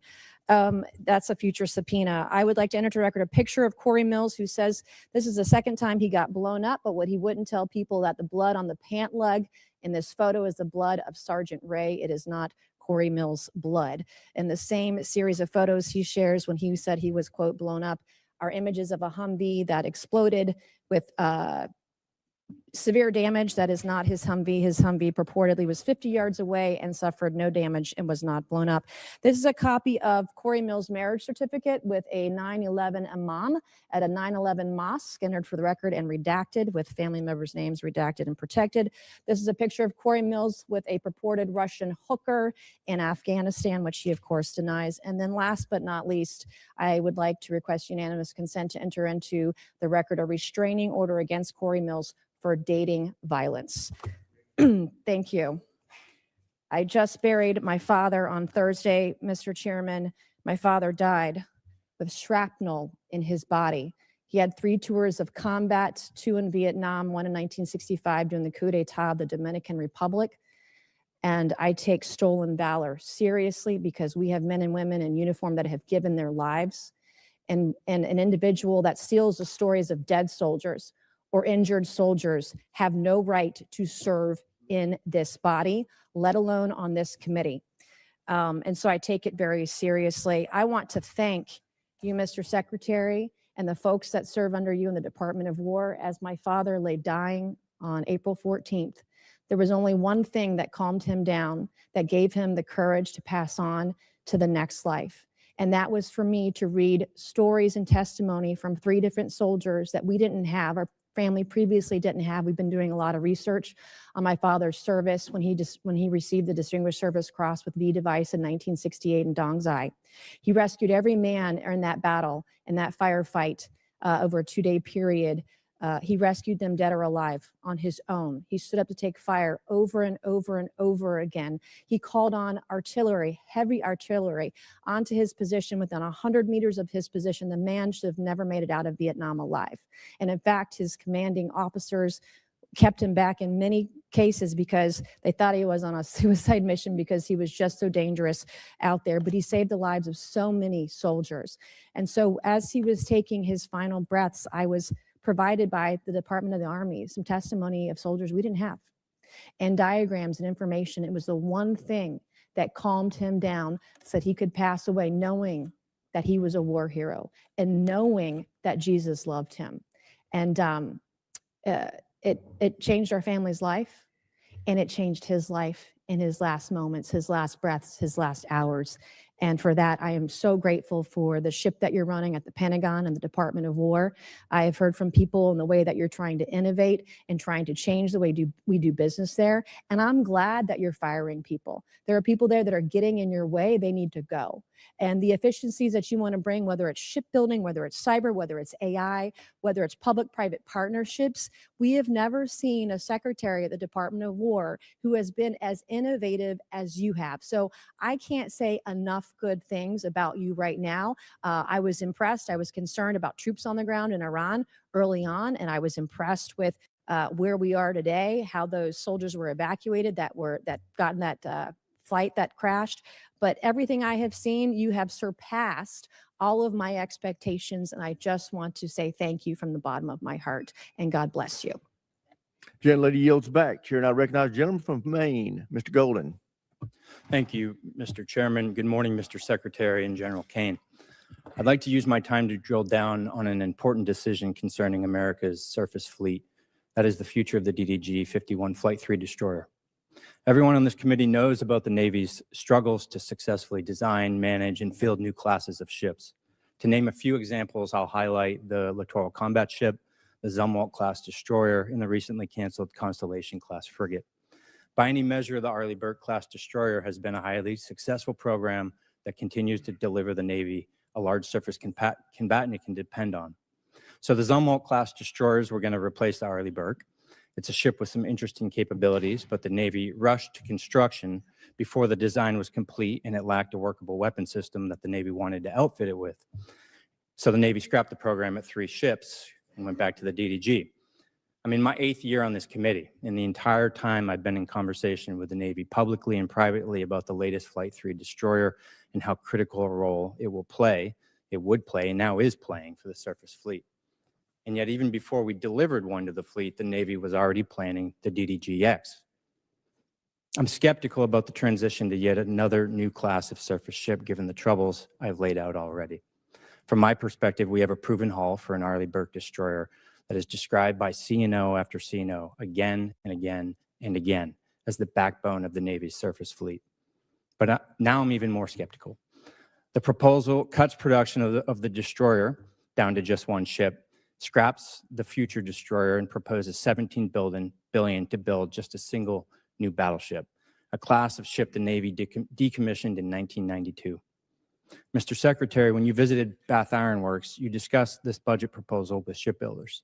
You said, quote, "We're maxing out on DDGs. It's a workhorse, and it's a damn good workhorse." You were right about the DDGs. They are a workhorse. They're cost efficient, deadly effective, and feared by our enemies. And I'm wondering why would we move on so quickly from a relatively new Flight 3 destroyer that's the gold standard for ballistic missile and drone defense capabilities. It's a ship that's proven itself time and again, recently in the Mediterranean, Persian Gulf, and the Taiwan Strait. I understand the Navy wants to field hypersonic missiles, but look no further than the 3 Zumwalt ships that the Navy has in the fleet that have been refitted with vertical launch tubes capable of delivering hypersonic missiles at a great payload at over 17,000 miles this year. Perhaps what's most troubling to me is that the battleship plan proposes moving at a pace that is, I think, extremely dangerous or just high risk, low reward. To begin construction so quickly, breezing right through design. It's well documented that expediting design and preemptively moving to construction is the greatest recipe for failure. This represents an unacceptable cost to taxpayers if it fails and leaves America less secure and our Navy less prepared. I understand the proposed battleship was a bit of a dream child of the recently departed Secretary of the Navy. I want to remind everyone here that recent history is littered with failed efforts to replace existing successful programs that remain the best in class worldwide. This isn't the failure of shipbuilders or sailors. It's a failure by leaders to learn a simple lesson. If it ain't broke, don't fix it. My sincere hope is that you, the Navy, and the Congress will pump the brakes on this battleship. Take the time to get it right, whatever it is. And for now, focus on the workhorse you can depend on. America cannot afford a surface fleet without a backbone. I very much appreciate that perspective. And the idea of divesting of an asset that's indispensable right now is not just a Navy problem. I mean, we've seen the same on MQ-9s and Apaches and A-10s and systems that our warfighters continue to rely on, which is why divesting to invest, which was sold under the previous administration because of continuing resolutions and insufficient budgets, created a gap where now you're getting rid of the very things that you need right now, and you don't have available things of the future that you said you would have because of the way this department did business. Always over cost, always delayed. So there's one destroyer, one Arleigh Burke-class destroyer in this budget because, and I hate to even say it, I'm not going to say it in open hearing, how many years behind we are in the backlog of building the Arleigh Burke-class destroyers. So the bulk of the money goes into shipbuilding to fix that, ensure we can get new places to build more faster.